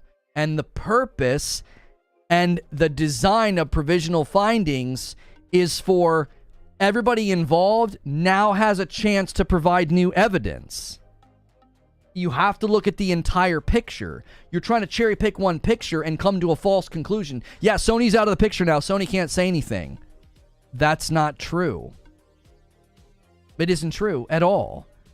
Just because the CMA is like, this is our provisional conclusion. We're getting ready to look at cloud. Sony, in the interim, has a month to provide new evidence and say, we don't agree with your provisional conclusion. Or they could say, in light of your provisional conclusion, these are the things that we would like to see happen. Don't you see? It's literally the most clear non sequitur I've ever seen. It doesn't logically follow that a provisional conclusion means Sony can't say anything. When the chair guy said this, he's like, the purpose of this is so people have a chance to provide more evidence, which means PlayStation has a chance to offer more. Eugene says provisional, arranged or existing for the present, possibly to be changed later. Yeah, they're literally saying they have until March 31st to respond. Oh, okay, so they don't have a month to respond, but they have a month until the conclusion comes in. Okay, so they have from the time that it was uttered, they have a week. So they issue the provisional findings on the 24th, and they give them to the 31st to respond. So they give them 1 week to respond. Okay, so I misspoke. They don't have a month to respond. They have 7 days to respond. You just conceded that what you said previously was false. I appreciate that concession. Thank you. You just moments ago in my chat indicated that Sony was out of the picture, couldn't say anything more, and now you've said they have until the 31st to respond. I appreciate that concession that you were putting something in my chat that was false. Thank you. Clearly, the CMA saying this, for them to make such a U-turn for the deal means the evidence must have been very unanimous. Severin, if you look at the document that led to this conclusion, Microsoft, I think, argued very well and said, hey, you guys only looked at 1 year. And Microsoft argued that if you looked at a 5-year span, and they argued about the billions of dollars that they would lose, they essentially compelled the CMA and said, listen, we can't friggin' do that. You guys looked at 1 year. You need to look at 5. Now you have to consider something. That opens the door for Sony to come to the table and say, we would like you to consider this model and these projections and 10 years. Because over the next 10 years, this is what we anticipate. And Microsoft's own verbiage seems to indicate that after 10 years, we might lose Call of Duty. So you have to consider this, which then means Microsoft could respond, right? Because if Sony makes that argument, and the CMA says, actually, you know what, this is pretty compelling. What Microsoft, we need a response here. What's your? We need to see your plans for Call of Duty. Now they might not even have to get to that point because the FTC just won their motion to compel. So Microsoft's plans for Activision Blizzard as well as ZeniMax are potentially about to be public. Literally never said that. Well, that's what sent us down this line. Maybe it wasn't you. I'm scrolling up. I can't wait till I can click on names and see your past chat history. Because I swear you said Sony's response is just a formality based on the round of provisional findings it's in, okay? And then you went on, I swear you went on to say something else in that regard of like, yeah, I can't stand not being able to click on names. It drives me freaking crazy. I don't know what you were responding to when you said it doesn't. Maybe when you said it doesn't, I thought you were arguing against me because I said this means that Sony can respond, and you were like, it doesn't. I can't click on your name and see what your chat history was. Facts, this is a salt mine. It's not. I'm done with you. I don't like you being in my chat with a badge, constantly taking shots at me, constantly taking shots at the chat here. You're not allowed to hang out here. You're another undesirable because you're not arguing, you're not debating, you're not having dialogue. You're just being that guy in chat. Like you just think, oh, I'm going to say this and get everybody wound up and aggravated. No, nobody's wound up and aggravated. Like you're literally just trying to gaslight me in chat with like little side swipes and snide remarks. You're not smart enough to hang out here. Literally. I can't remember. My whole point is it's a formality, but that's not true either. It's not a formality. That was Walter White.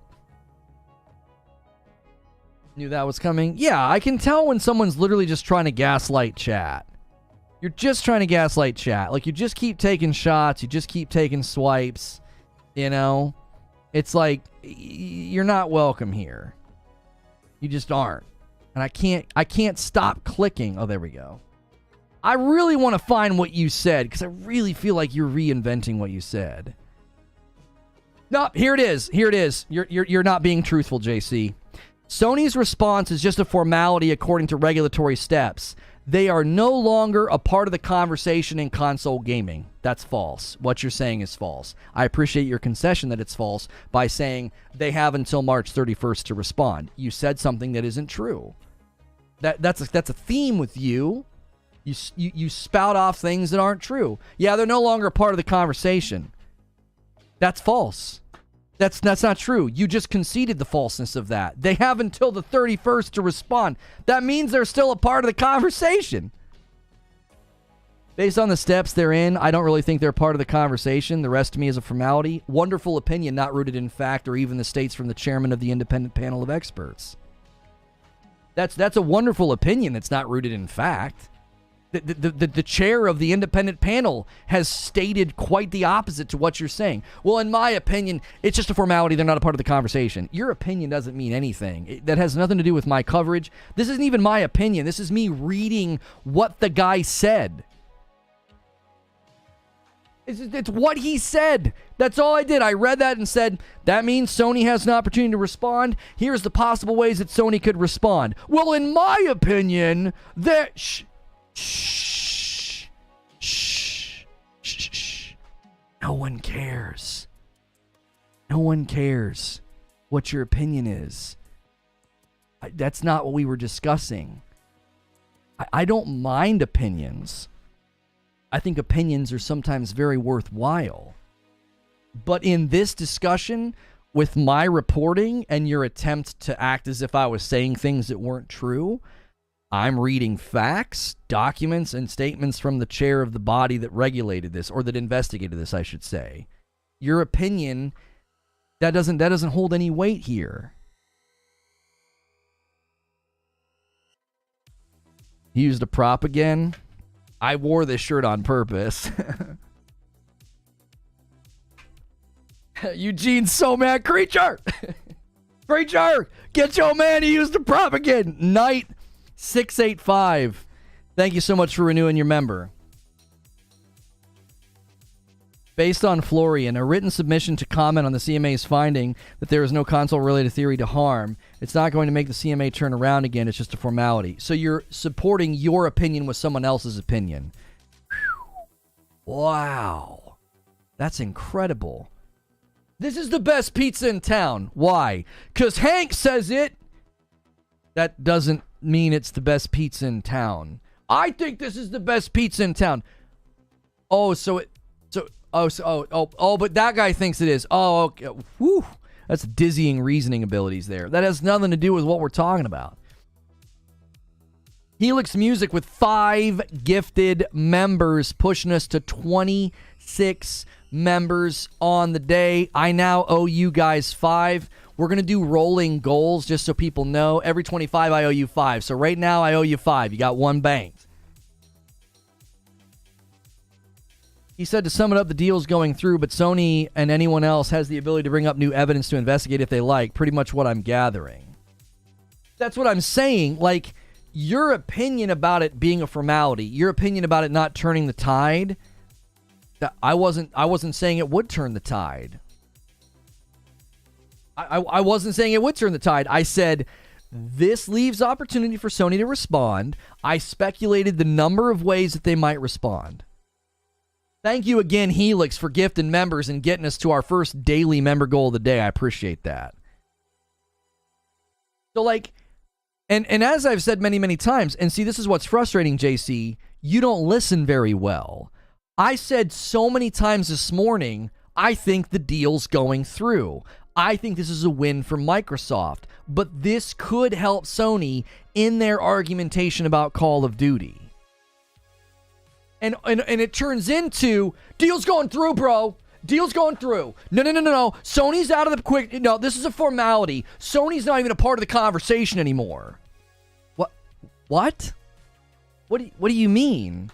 I feel like my coverage has been very measured and fair today.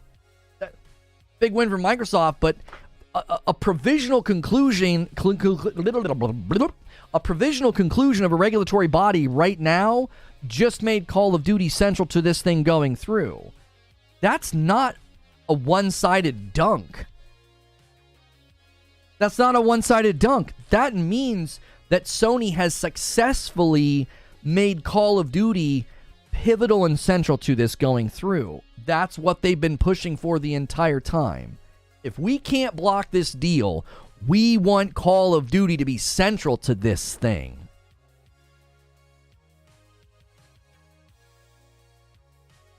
I don't see how this round of provisional findings is better for Sony, though. They didn't even sign a 10-year contract and lost some leverage. Who claims that they lost any leverage? The CMA's provisional findings may have just given them leverage. Their rejection of those 10-year contracts doesn't mean that, they lost all leverage now. So, Microsoft's going to give them a really bad contract. No. This provisional conclusion quite literally could give them leverage. They could say, y'all just said it. It's what we've been trying to say the entire time. That if we lose Call of Duty, this could be a significant lessening of competition, and you guys just concluded that. So, thank you for your provisional conclusion. We now have some new argumentation to present. This isn't over. Like, that's what I'm saying. Like, this is a win for Microsoft. Like I said, I think the deal's going to go through with plenty of concessions. I actually think mobile and cloud are where things might slow down again. I do. I think mobile and cloud might actually slow things down again. But I'm telling you that this isn't over just because they can. And even if, here's the thing, even if, let's say you're right, just for like a thought experiment. Let's say that this deal goes through without a hitch and mobile and cloud just, they skate right through somehow, like by a miracle, right? And Microsoft says, you know what's funny is we now own Call of Duty and you declined us so many times, we're not going to give you a deal now. We're not going to give you a deal now. PlayStation still has some measure of a symbiosis with Call of Duty, as well as the revenue streams within Activision Blizzard. 13% of Activision Blizzard's 2022 revenue came from Sony. Microsoft was so low, they weren't even on the report. So that relationship with Sony, it's symbiotic. Microsoft can't be like, oh, we're going to cut you off. We're going to be really, really petty. Because their shareholders would say, okay, petty doesn't put pennies in the bank. Petty doesn't put pennies in the bank, brother. We gotta make sure this deal with them is still lucrative and still good. Now, it's kind of like a bridge. You ever see those movies where there's like a rope bridge and the real big guy gets to the middle and everyone gets kind of nervous? You can hear the rope fibers like stretching, right? There is, I do think, a point here where Sony loses because Microsoft could say, we're going to keep putting pressure on this relationship insofar as it's lucrative for us. And Sony could start losing money because you could say, hey, you didn't sign our 10-year deal. This is the only deal we're going to give you now. And Microsoft takes a bigger royalty share of Call of Duty. Well, even if you take a 2% royalty share higher than previously, that adds up, right? Like Sony loses that 2% annually on Call of Duty. So there is certainly a reality where this plays out, where Microsoft says, it's really funny that you rejected us all those times. The deal just went through, so now this is all you get. We're taking a bigger cut of the royalty. You could have taken the 10-year deal and you didn't. So I think you'll know maybe when that's gonna, like when the breaking point's about to happen is if Sony suddenly signs the 10-year deal.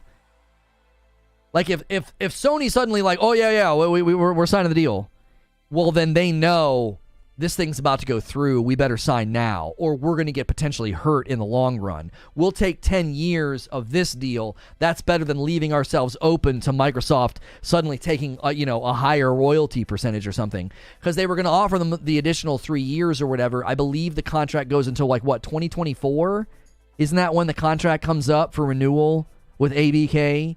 I think Sony's current Call of Duty contract goes until 2024 because the 3 additional years was going to take them to 2027. Many people speculated that Microsoft did that intentionally because that means that contract was going to come to an end right before the new cycle of consoles.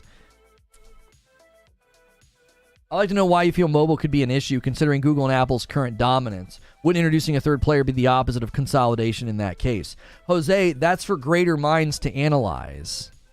Because I think that's just like a sweeping reductionist attitude. Well, Google and Apple are really big, so Microsoft can do this. No, hang on a minute. There are more factors than just Google and Apple at play. There are other games. There are other storefronts. There are other companies. There are other publishers that might say, whoa. That you're giving them too much power because they have the infrastructure of cloud. They want to create a unified storefront. You're allowing a company to both buy the property and be the storefront.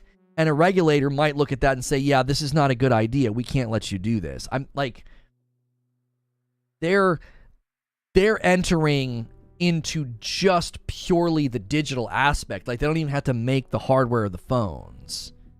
Weezy says, I put forth a good argument as to why mobile is such a huge issue.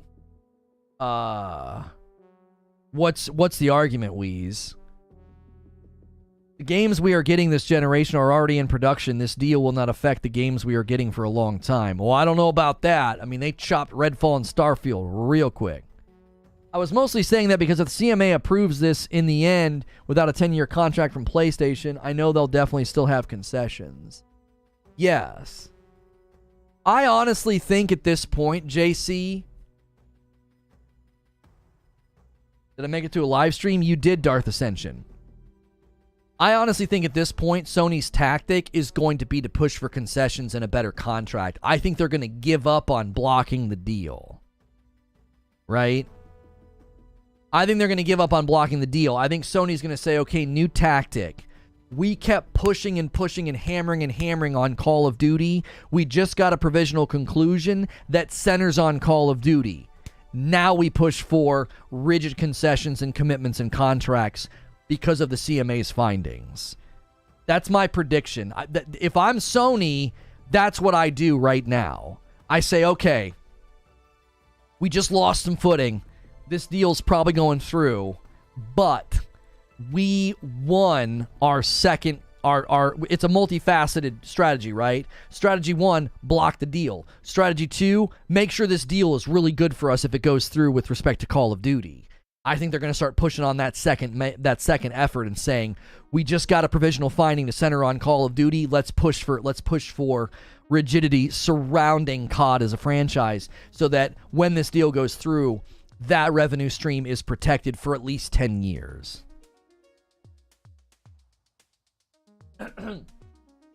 Too Long Didn't Read, says Wheezy. King is greater than Activision and Blizzard combined double. Candy Crush is the fourth largest mobile game in the world in terms of earn rate. Not in the US, in the entire world. Yeah. What Wheezy is saying is something that regulators are going to have to consider. You're allowing Microsoft, one of the biggest companies in the world, to buy the fourth most earning mobile game in the world.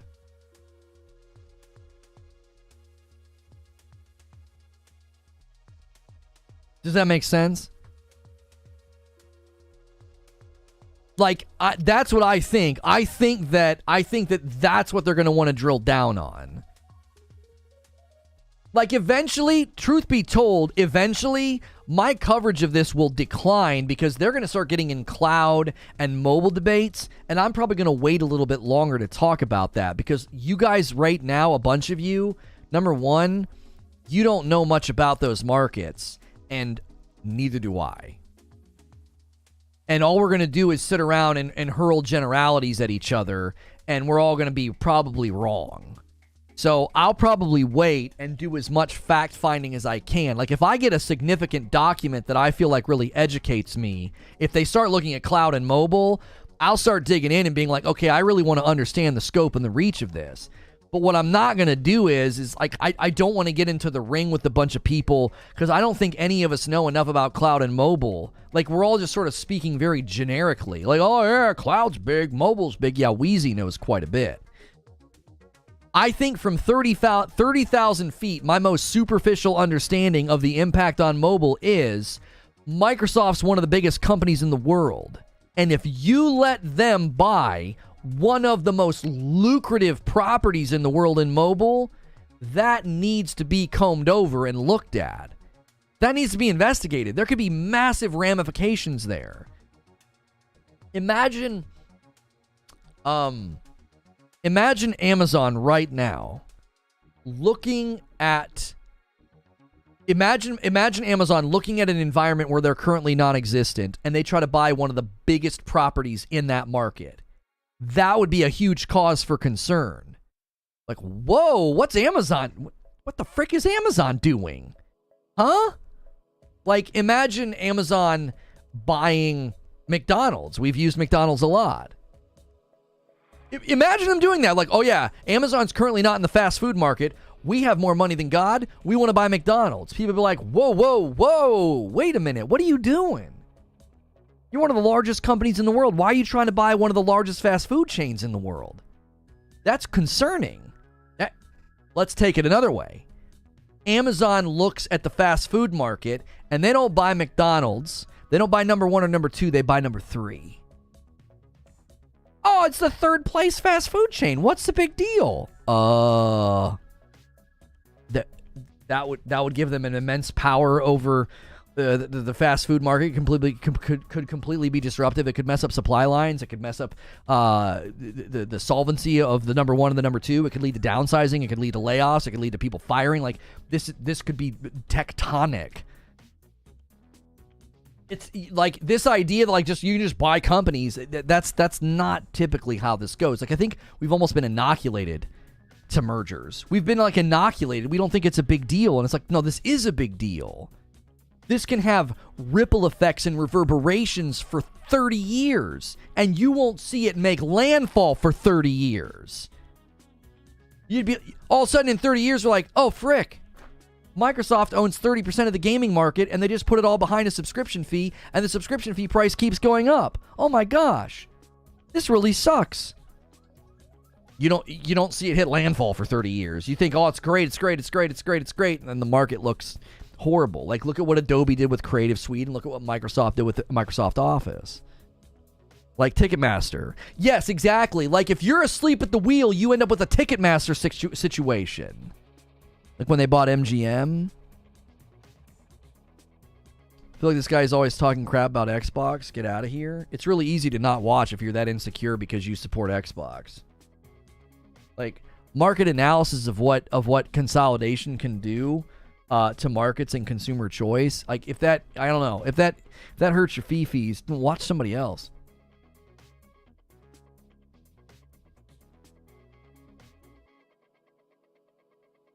You joke about that, but I wouldn't be surprised if we see Amazon make an acquisition like that. Well, here's the thing, Dirge.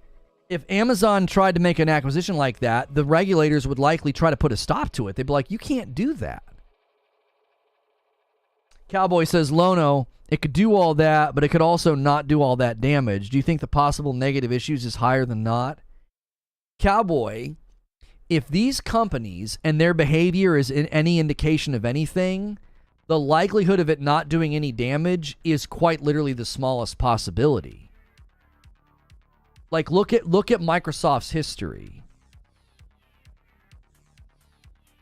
Look at Microsoft's history. And I want you to really ask the question. Do they have a history of promoting competition or squashing the competition? Do they have a history of protecting their market dominance and leveraging their market dominance? What's the pattern of behavior from Microsoft? Like, which is it? Like, if you walk in the room and you see a guy sitting in front of two buttons, and there's a red button and there's a blue button, and he just keeps hitting that red button, and you don't even know what the red button does. You just see he just keeps hitting that red button. Somebody said, hey, buddy, we're going to have him stop, and we're going to give you $100 to place a bet. Do you think he's going to hit the red button or the blue button? And you might be like, well, this is a trick question. He's going to hit the blue button. But if they told you, if they said, based on what you've seen up to now, what do you think is your best and safest bet? You would put the $100 down and say, he's going to hit the red button. So watching Microsoft for years hit the red button. They've paid antitrust fines. They've ignored regulations and just been willing to pay the fines. That's how big they are. They've completely squashed competition. They've protected their market dominance. They've taken their software, once it's endemic to the business world and life as we know it, what they do? They put it behind a subscription fee. Adobe Creative Suite did the exact same thing. None of that's pro-consumer. What has Microsoft done with Windows and Microsoft Office that's been pro-consumer? Like, just look at the software world just for a second. Just look at it. Look at the software world and how software has been treated and ask, oh man, yeah, there's a clear history here of a pro-consumer activity, which pro-consumer is a bit of a misnomer. I said that the other day. There's nothing that's really pro-consumer and anti-consumer, right? Because if they convince you that something is pro-consumer, it's likely just a good deal and they're making money. They're pro-profit, right? They're not generally pro-consumer. They're pro-profit. This has been happening. Consolidation is literally the strongest universal law we know of. All the money will eventually end up in one person's hands over time. Even good guys won't reject a big check. That's so fatalist, though. That's so fatalistic. Sounds like you're just describing Sony right now.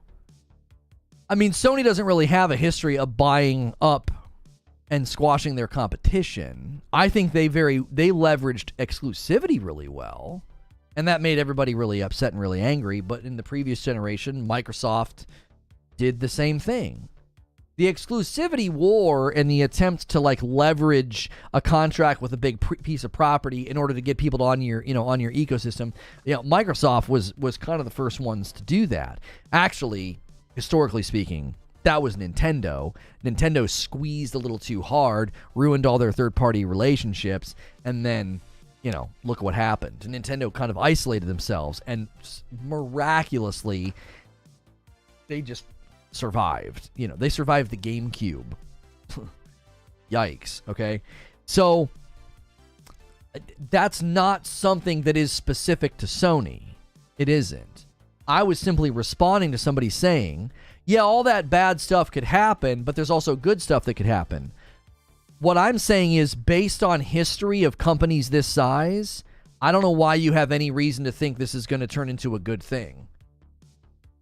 Like, you sound like the person that's gone back to the terrible relationship for the 7th time, and you're like, this time's going to be different. It's like, no, probably not. Companies of this size, are you kidding me? Look at how much Amazon and Google and Microsoft have been in the courts. Look at how many times they've had to pay fines. Like, the FTC just awarded so much money that Epic has to pay out.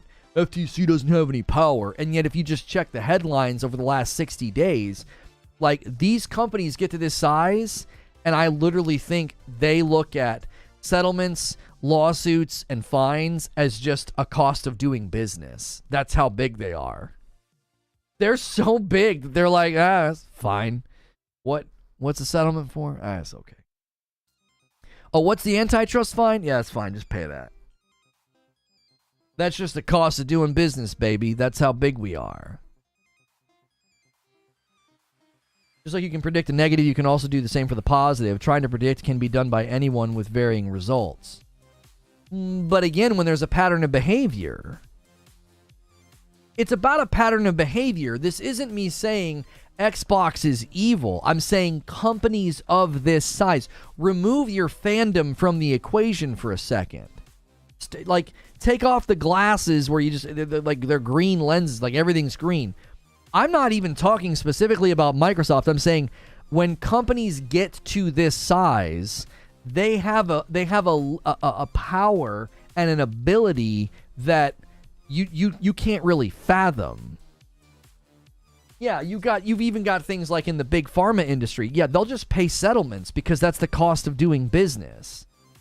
You're talking about wealth and capital of such a size that they don't really answer to anybody.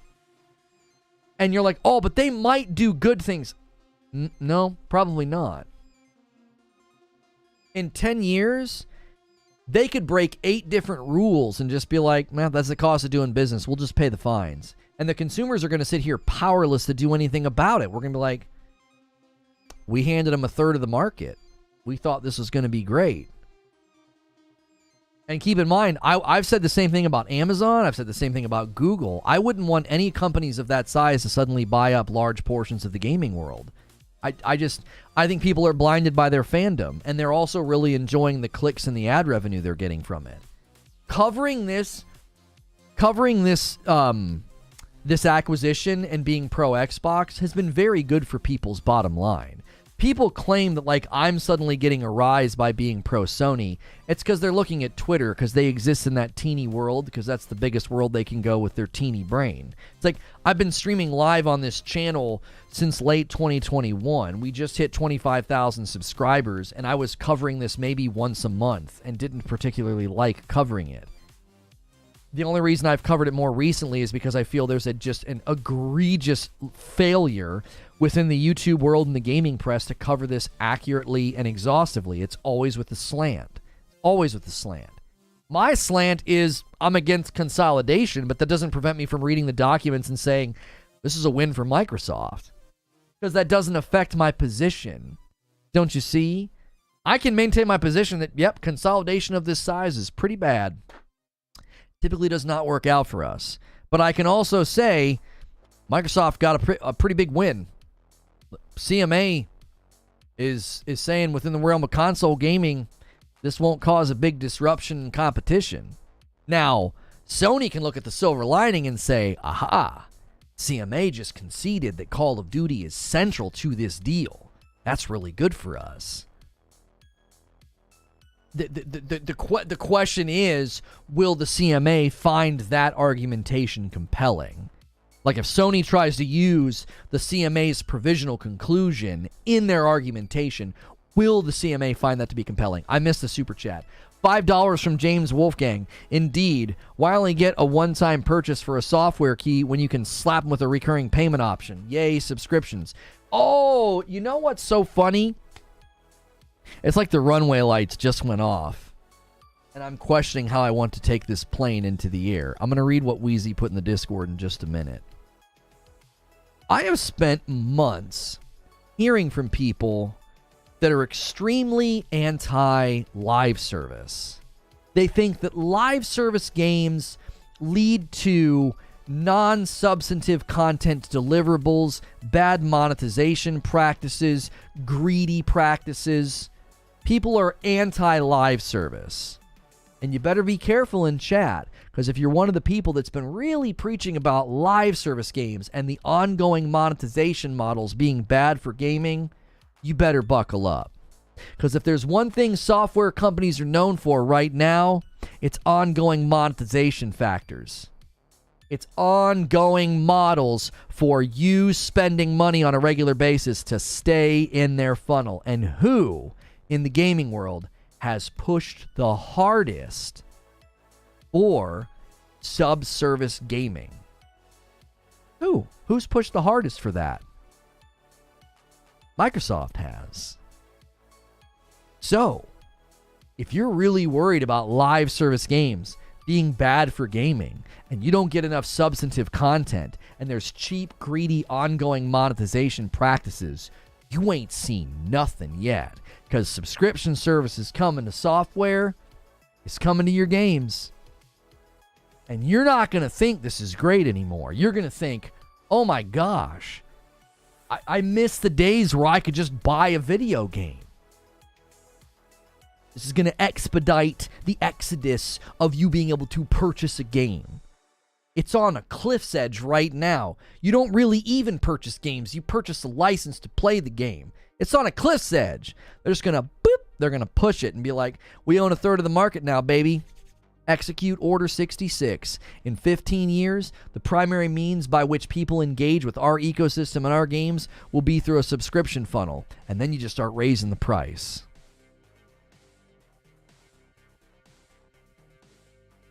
By the way, I'm not agreeing with the people that are anti-live service, Jake Martin. I'm just pointing out that's one of the main criticisms people have about live service games. You better buckle up, baby. The software behind a subscription fee is way worse than any live service game you've ever touched, because they hold your product hostage. Wheezy says, this is like going up to a starving tiger and expecting it to bait you about the universe. It's going to effing eat you, bro. We've literally seen 30 years of these companies doing this. Little bro, they ain't going to change. Right.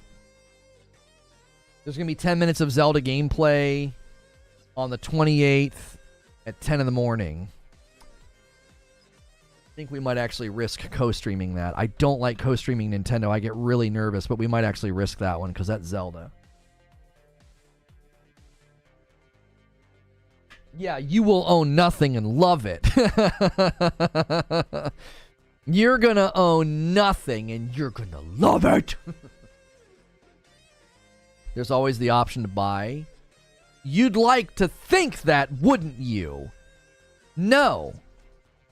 No. You can't go try to buy Adobe Creative Suite. Software companies are slowly eradicating the idea of you being able to buy anything, brother. Homie, no. No. That's leaving. That train's leaving the station right now. The engine's going. The wheels are slowly turning. And that thing's going to be out of the station in the next 10 years. You're going to turn around and be like, you can't buy any software. Everything's a subscription. You want Microsoft Office? Subscription. You want Adobe Creative Suite? Subscription. Games will do the same thing. Let me ask you something. What's one of the biggest trends we've noticed in gaming lately with monetization and the money? What have we noticed? Companies are going where the money is. Look at the projections for PC gaming over the next 10 years, and what did it do? PlayStation and Capcom suddenly completely changed their business strategy for the next decade, and they want to start putting their games on PC. Companies that you'd never thought you'd seen that from, right? Like PlayStation on PC, oh my gosh, that seems crazy, right? All it took was a strong financial incentive and market projections. That's just PC. Let's look at mobile. Look at how many household games are now on mobile. Why? Because that's where the money is. So if there's a trend in software and companies start crunching the numbers and they say, when you go to a subscription model and your game, your software is behind a subscription model, look at how much more money you make, especially when you're the only game in town. They're going to go where the money is.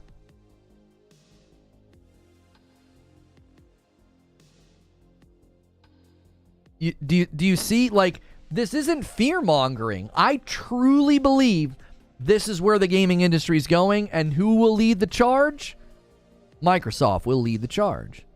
They will get this deal. They will get all this property.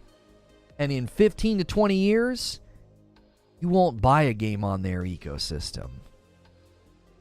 It'll be like cable television. There'll be tier levels. Right? It's like, well, you buy this, you get these games. You buy this, you get these games. You buy the Primo, you get it all, baby. That frog just got slowly boiled in the water and never jumped out. That's where I think we're headed. I think people think this makes me a fanboy or whatever, but I think this is one of the reasons when Jim Ryan defends the virtuous cycle, I'm like, that's something that is better for us. That protects us as consumers. Selling games at full price, I think that is so much better for us long term than where I see the other side of this. The other side of this to me is far scarier. I think it's just far, far scarier than, oh man, we might have to spend a little bit more on our video game, $70. I cannot abide that. Oh my gosh, that's going to feel like a dream in comparison to, to everything else. That's going to feel like a dadgum dream. You're going to be like, I miss the days when all we had to worry about was the price of a game going up by $10 whole or somebody selling a battle pass. Those will feel like the glory days of gaming, right? You're going to be like, man, that was where it was. That was a primo time to be a gamer. That was a primo time to be a gamer, baby. There were all these games coming out. There were all these games getting made. We had so many choices.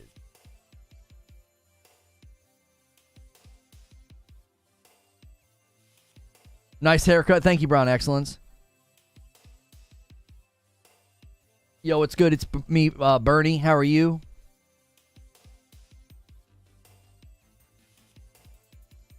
If you see Lono face subscription service, I'm joking. Yeah, that's where I'm headed, guys.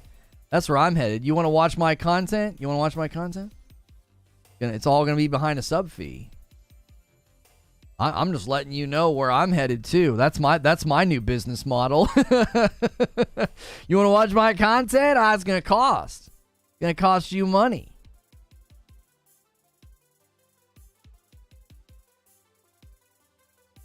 I miss the days of cartridges, no updates or patches needed. I actually think we're in the golden age of gaming right now. I think the size and the scope of games that we get, I think the quality of the games that we get, for the entrance price that we get, is at its absolute apex. I think we're at the peak.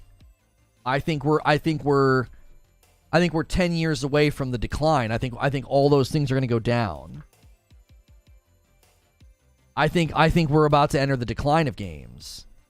Not right now. I think in 10 years we're going to say quality is declining. It's been corporatized. It's been turned into a machine. It's been turned into a product. What are your thoughts on PlayStation's standpoint now that the Activision Blizzard deal seems to have sort of progressed? In my show open, if you guys want to recap, I'll give you a recap. Do me a favor, get me 400 likes on this video. We've been slacking on the likes today. We hit our first member goal of 25. Now our next goal will be 50. If you guys hit that, I'll owe you more members. I have to give you memberships in accordance with every 25. So here's a recap. So the CMA has provisionally concluded that within the realm of console gaming competition in the UK, they don't see that being significantly lessened because Call of Duty will be staying on PlayStation. They do not see a way for Microsoft to remove Call of Duty from PlayStation. In fact, their argument is a little bit different than the EU's argument about ZeniMax, because ZeniMax, the EU went on to say that even if Microsoft went with the foreclosure strategy with ZeniMax, that it wouldn't harm competition. The CMA is saying the opposite of that. They're saying Call of Duty staying on PlayStation, yeah, this will not be significantly lessened with competition. So the inverse would be, if Call of Duty leaves PlayStation, then competition would be significantly lessened within console gaming in the UK. So it's a win for Microsoft, but it also could be leveraged by Sony, because Sony could now say, hey, we have been pushing for this. We've been pushing for this. We've been pushing for the deal to be blocked, but we've also been pushing for concessions. I said this the other day. It's a multifaceted strategy. We're against the deal, but we're also going to push for concessions. This is one of the reasons that people started running with the bad faith actor narrative. I don't know what YouTuber they heard from this. I don't think they understand what bad faith actors are or what the word bad faith means. Because you can be against the deal, but also pushing for concessions on Call of Duty. Both things can be true. And so I think at one level, Sony's probably not happy that the deal is one step closer to going through. But I think that Sony is likely happy that now Call of Duty is central to the deal going through, according to the CMA. Are you and Oh No, It's Alex doing a show together this week? I don't know. Did he say anything? I extended the offer. I haven't touched base with him since. If he said something, that's cool. If you're just remembering what I said, he and I haven't touched base since. Von Raz says, if all this happens, the licensing of games to consumers isn't going to be conducive to the consumer company health, meaning it'll poison the water later on.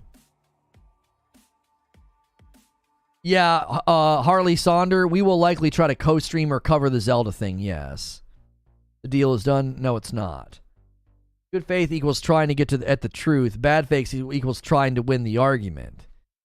Yeah, and so that's part of the problem, Broken Messiah. Of course they're going to come and try and win the argument. Of course they're going to come and try and compel them to block the deal.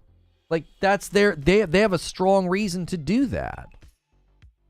Oh, he said y'all were going to do something together? Oh, cool. That's cool that he said that. I like him. Obviously I don't agree with all of his takes. I think he's funny. I actually think he's quite funny. A $2 tip from Zippy Narwhal. Isn't Sony making a huge push into live service? Yeah, they are.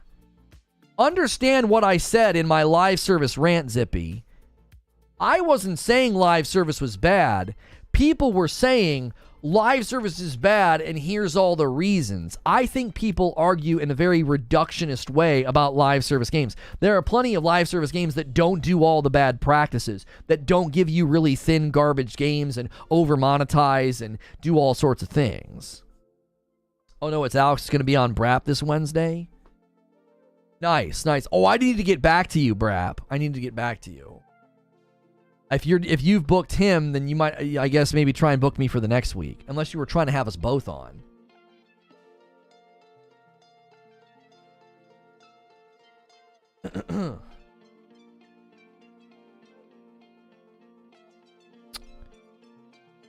It's already been happening. Look at the variety of content and risks devs and pubs would take a couple generations ago compared to now. AAA games are amazing today, but they're hardly anything in between those indie games. Everyone wants live service. Square's pushing NFTs. I don't think NFTs are going to get anywhere. I think NFTs... I'll give you a prediction right now.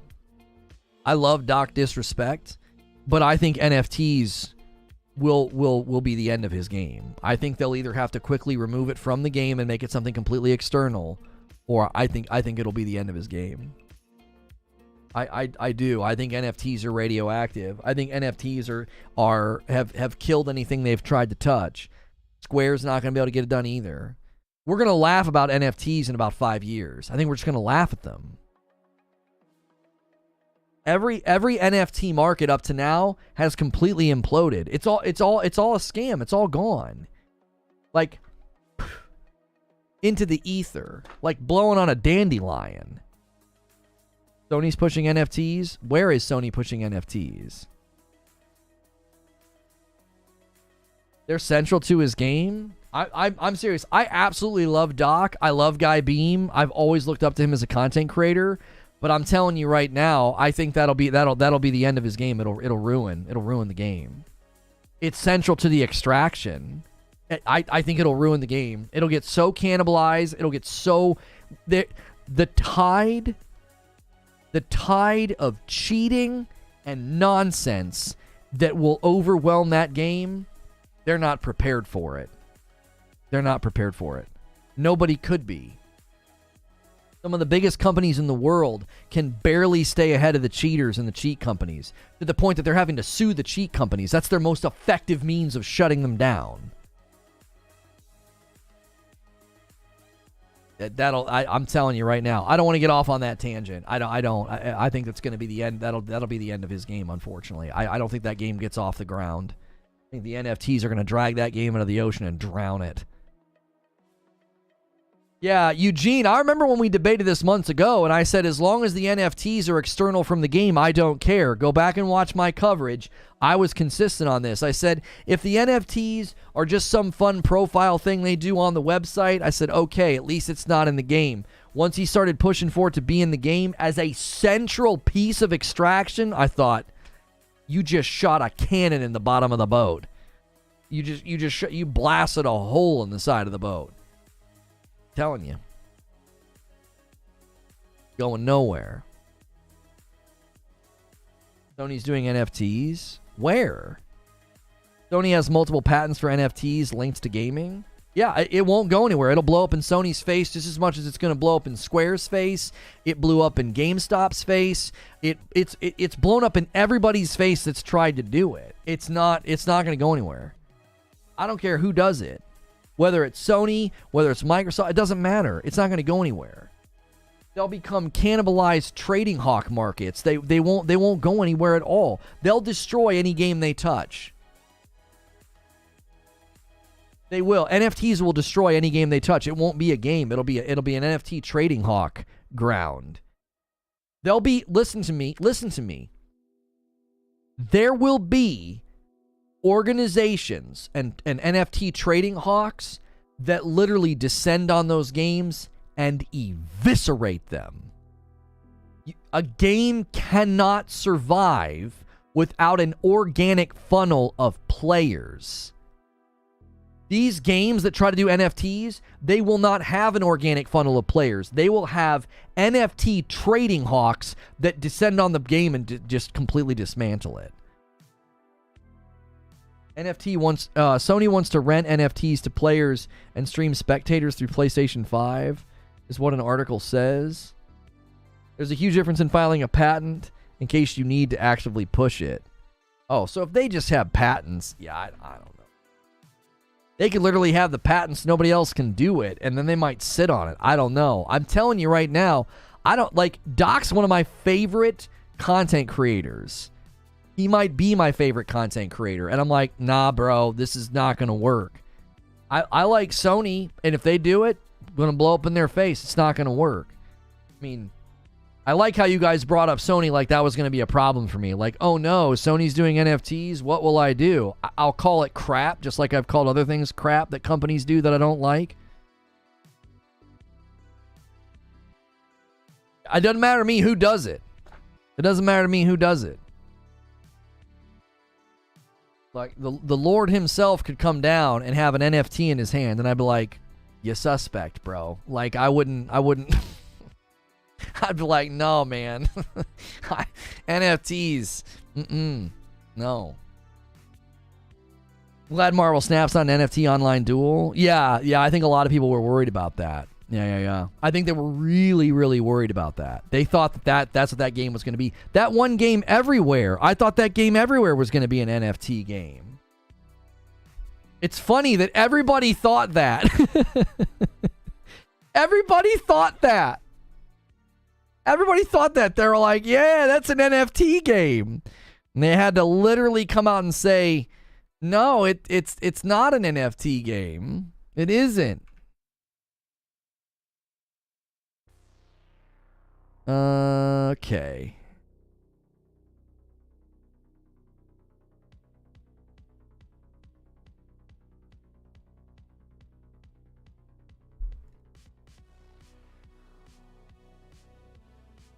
I need to go into my studio for just a second. Hang on. Perfect. Okay. Man, can I turn the... Ooh. Turn the brightness down on that.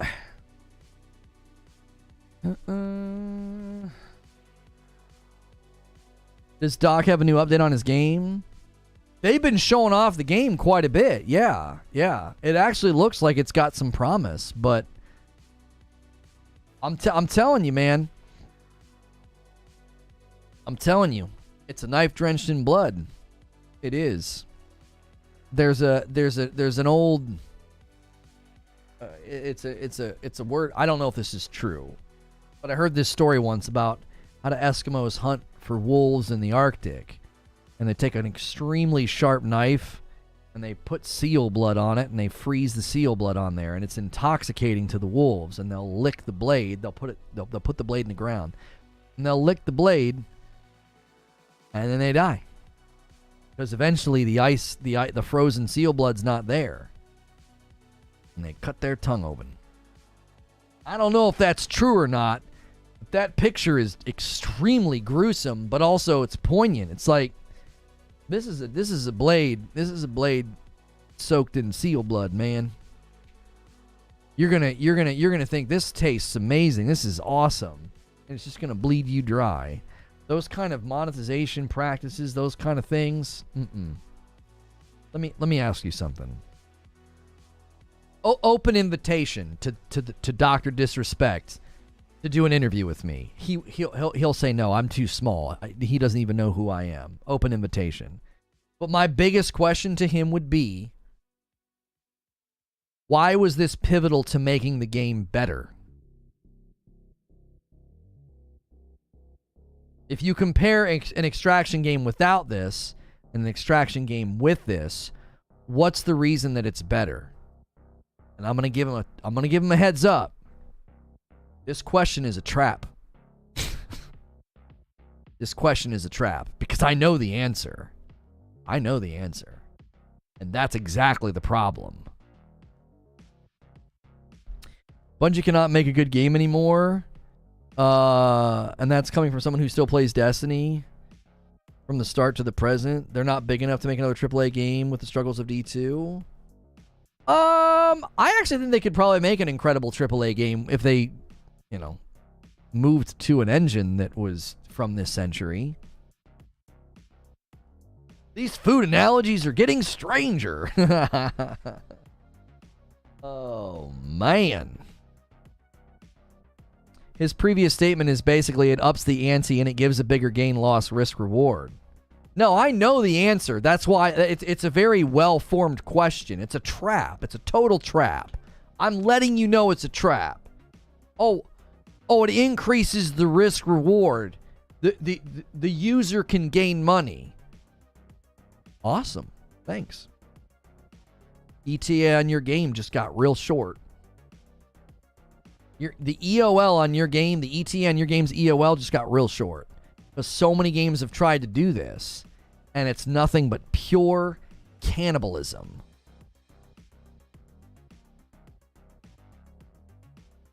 I can make money by extracting in a game? Man. Like, you think the cheating economy descending on Destiny for, like, trials carries is bad? You haven't seen anything yet. Look at the auction house. You think... Doc. Guy Beam, I love you. Doc, you think you got more chops than Blizzard? Because Blizzard tried this with Diablo 3. They tried to do an auction house where people could earn real money, and it was a disaster. It was a disaster. That's Blizzard. Blizzard just was like, forget it, shut it down. What do you think you got? What do you think you got? You think you're better than Blizzard at stopping this kind of nonsense? Blizzard's like one of the longest standing companies, biggest companies, and even they were like, forget this. Forget it.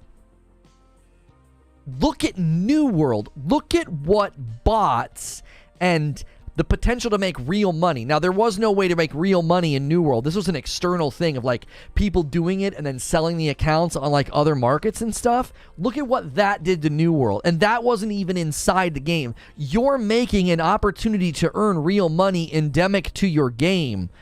Buddy, there's a storm coming and it will destroy your game.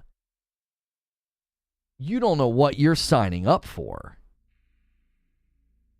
You are talking about literally the worst side of gaming, the absolute worst portion of the gaming community is salivating for your game to come out. Buddy, I hope you're ready. I hope you're ready. The literal worst. They're the worst. Oh my gosh. Listen, those of you watching on the Tickety Talk, I have a second live show today. We have not been doing second live shows, but I wanted to do something. There was a video from Reforge Gaming about Diablo 4 that I wanted to react to, but it's kind of long, and I thought it would be better for a live environment. And frickin' Asmongold uploaded his reaction to this very same video this morning, and I was like, thanks, Asmongold. Like, I already had my thumbnail and everything typed up. So that's going to be our second show for the day. So those of you that are watching on TikTok, you're going to want to go to my profile and head to YouTube because I can't show you the video. Those of you that are in the chat right now, you don't need to go anywhere on YouTube. Just stay put. We're still going. We're still talking. We're still vibing. That's just going to be our next segment. They plotting on his game. They're going to destroy it. They'll absolutely destroy it. Start the clock, man. I would hope Doc is smart enough to see this coming, but I don't know. Listen, at 100%, no judgment. I'm not trying to judge the man's character. I'm not trying to judge the man's character, but my biggest concern would be they'll make a ton of money anyway. If this game is out for 6 months to a year and burns itself out, I wonder if they're still going to make an absolute killing. You know what I mean? Thank you for owning your mistake. Many people nowadays don't do that. Brian, what mistake are you talking about?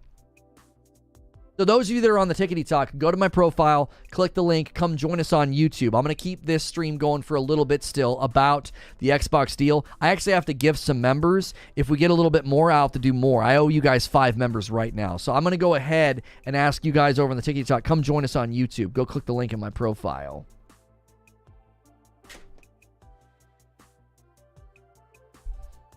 So that would be my biggest concern is they're going to make... They're going to make a ton of money no matter what. Do you know what I'm saying? And that's not me calling anybody's character into question. But if you're an investor, if you're one of the people on the ground level with his game, right? If you're one of the people on the ground level with his game, you might be saying just that. Even if this blows up in our faces, we make a ton of money. Because, you know, the market projections and the number of people that are going to jump in on this game, you know, and want to try to make a ton of money, that's obviously the concern is that they'll make an absolute killing, and then in a year, they'll just walk away and say, yeah, we just couldn't sustain it. The cheaters. It's an amazing scapegoat, is it not? It's an amazing scapegoat. Because you can just blame it on the cheaters. No, not Doc Dark. We're talking about Dr. Disrespect. Not to get us down the NFT rabbit hole further, but I think Doc let his pride get in the way. He thought he could do NFTs right and be better than anyone else. Narrator, and he was wrong. Yeah, I do think sometimes when you're at his size, you know, you can start kind of believing your own hype, you know? And I think that's, you know, I'm not slamming him. He's good at what he does. He's an amazing hype man. He's literally making good on his promise of bringing a game to market. You know, that's impressive at some level. $10 from AOZ. People don't understand NFTs as a technique using crypto to allow decentralized trading of digital assets. If game licenses were made into NFTs, people could once again sell, trade digital games. I don't need an NFT to do that. I just need... I literally just need the company to allow me to do that. Allow me to say, hey, Steam, I don't want this game anymore. And I give it back to them. I give them the license back, and they give me $10. And then they have a used license storefront that people can always check to see, are there any new recycled licenses for sale? You don't need an NFT to do that. Just build a dadgum license recycling storefront. I don't need an NFT for that. I just need to... See, here's the problem. Innovate on that idea as a consumer benefit, and you'd probably stand to make more money. Because if you give me $10 to recycle the license, and then another guy comes along and buys the license for $15, hey, Steam, guess what you just did? You just made $5, and you didn't have to do NFTs. You just had to build a protocol for license recycling. It can't be that hard. All of a sudden, I can't play a beta on Steam. Why? The license expired. Execute license expiration date, March 27th of 2023, and I get a payout of $10. And then somebody else can go buy that recycled license for $15.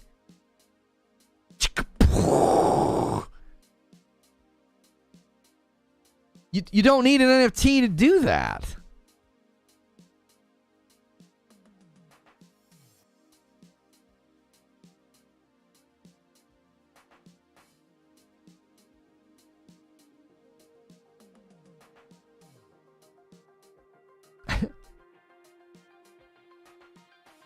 Offline from the game publisher's network?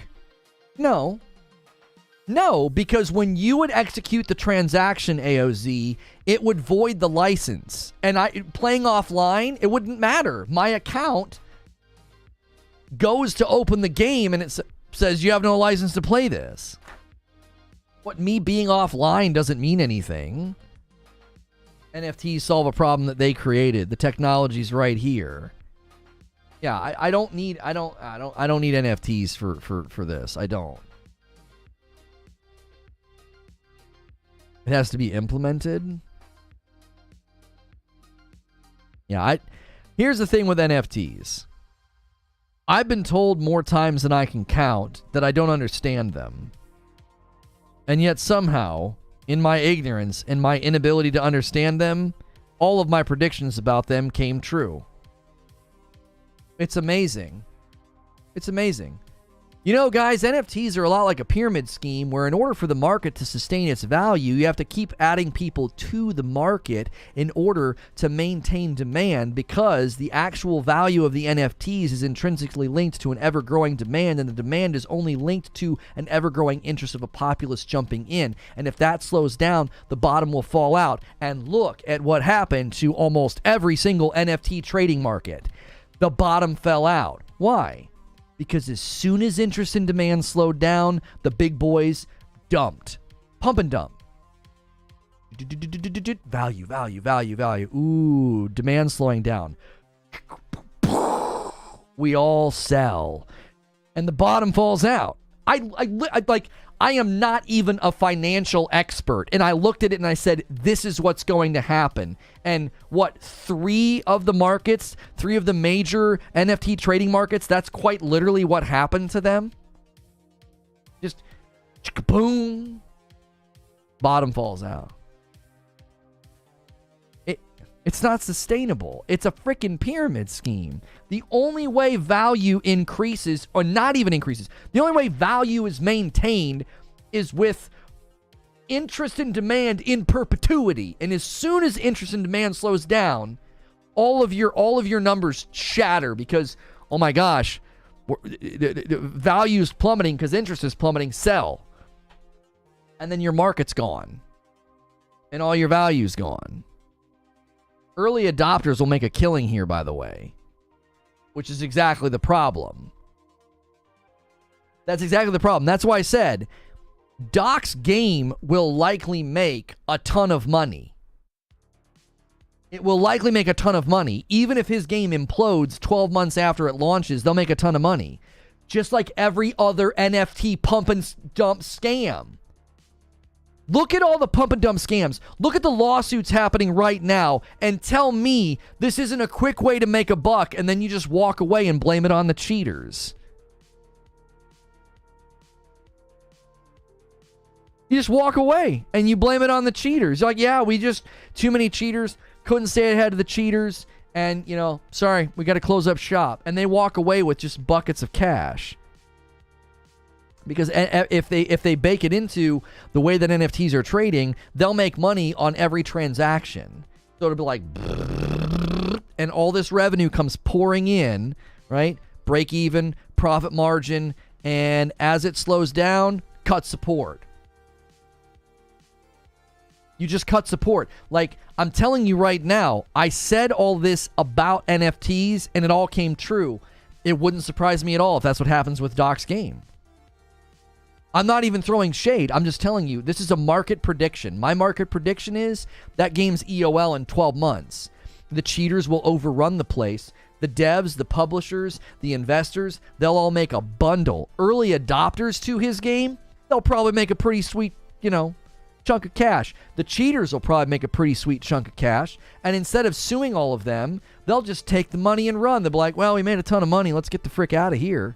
Let's just shut this thing down, and we'll just blame it on cheaters.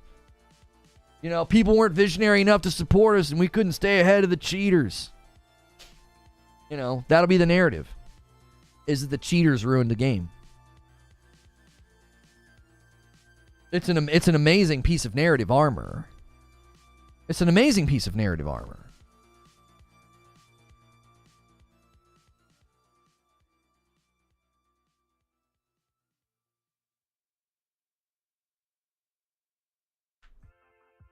Early adopter team pump and dump. I'm telling you right now, man.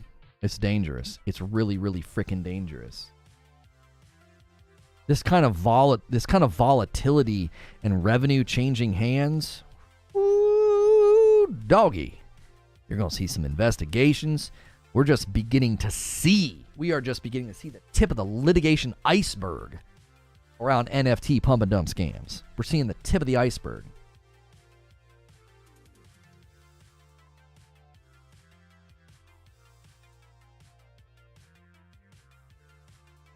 Doc has deniability. He won't be doing the pump and dump. Yeah, it'll be endemic to the game itself. So what's going to happen is the pump will spit out money to all of the investors and all of the, Doc and all the founders. It'll spit the pump, and they're just like holding their hands out, just making money. And whenever it's time to dump and you cut the bottom out and you say, listen, this game's not sustainable because of the cheaters. It's been completely overrun. What are you going to do? What are you going to do? He didn't do anything. He didn't tell you to invest. He didn't buy a bunch and pump up the value and then sell them all. He gave you a place to do it on your own, and the gaming community's gonna ruin it. All right, here's the thing. I owe you guys 5 members. I'm going to give them to you in the next stream because we might be able to get more than just the first 25 goals. So our next milestone and goal is 50. Give me a brief second. I've got a video about why all the hate is being thrown at Diablo 4. I thought it would be fun to try to do a live reaction. We haven't done one of these in a while. I think Force Gaming makes great content. Would love to have him on the show. So we're going to react to it. I know Asmongold reacted a couple hours ago and uploaded. I had no idea that he did that. So I love my thumbnail. I came up with an amazing thumbnail this morning. So Give me 1 second to use the restroom real quick. Don't go anywhere. Smash the like button. When I come back, we will shift gears to this. If I could get 50 more likes on this video, that would be amazing, right? And I will be right back.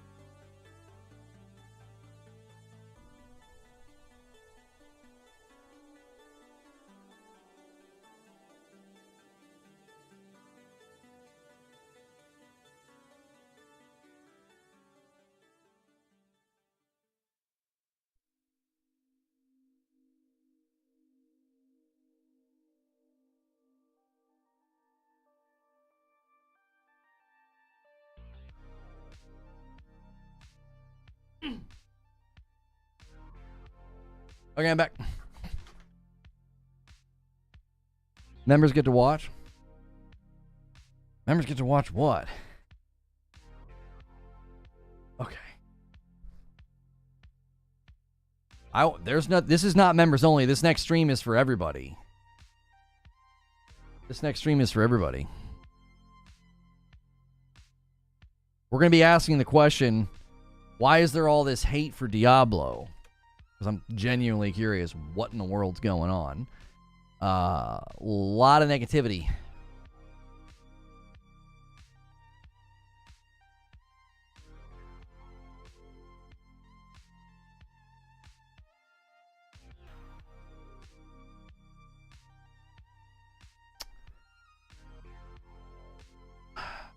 What's his name? It's like Force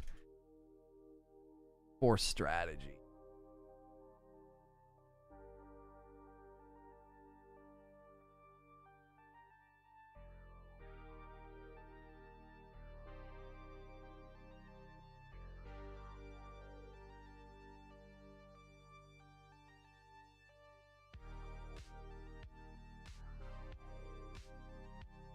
Okay.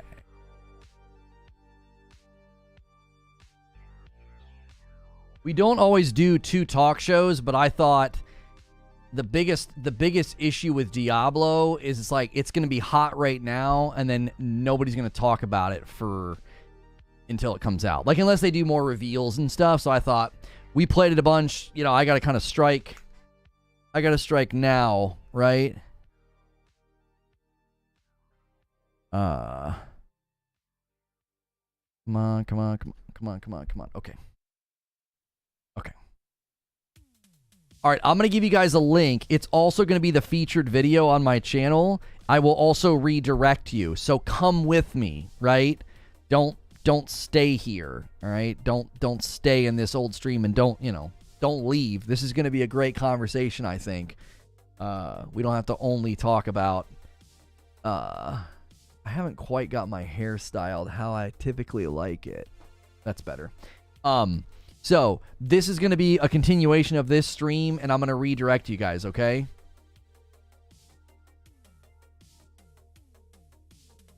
Thank you so much for checking out Reforge Gaming, reacting to Force Gaming's video. The Diablo 4 hate is something I really want to talk about. I'm kind of surprised at all of the negativity surrounding Diablo 4 gameplay.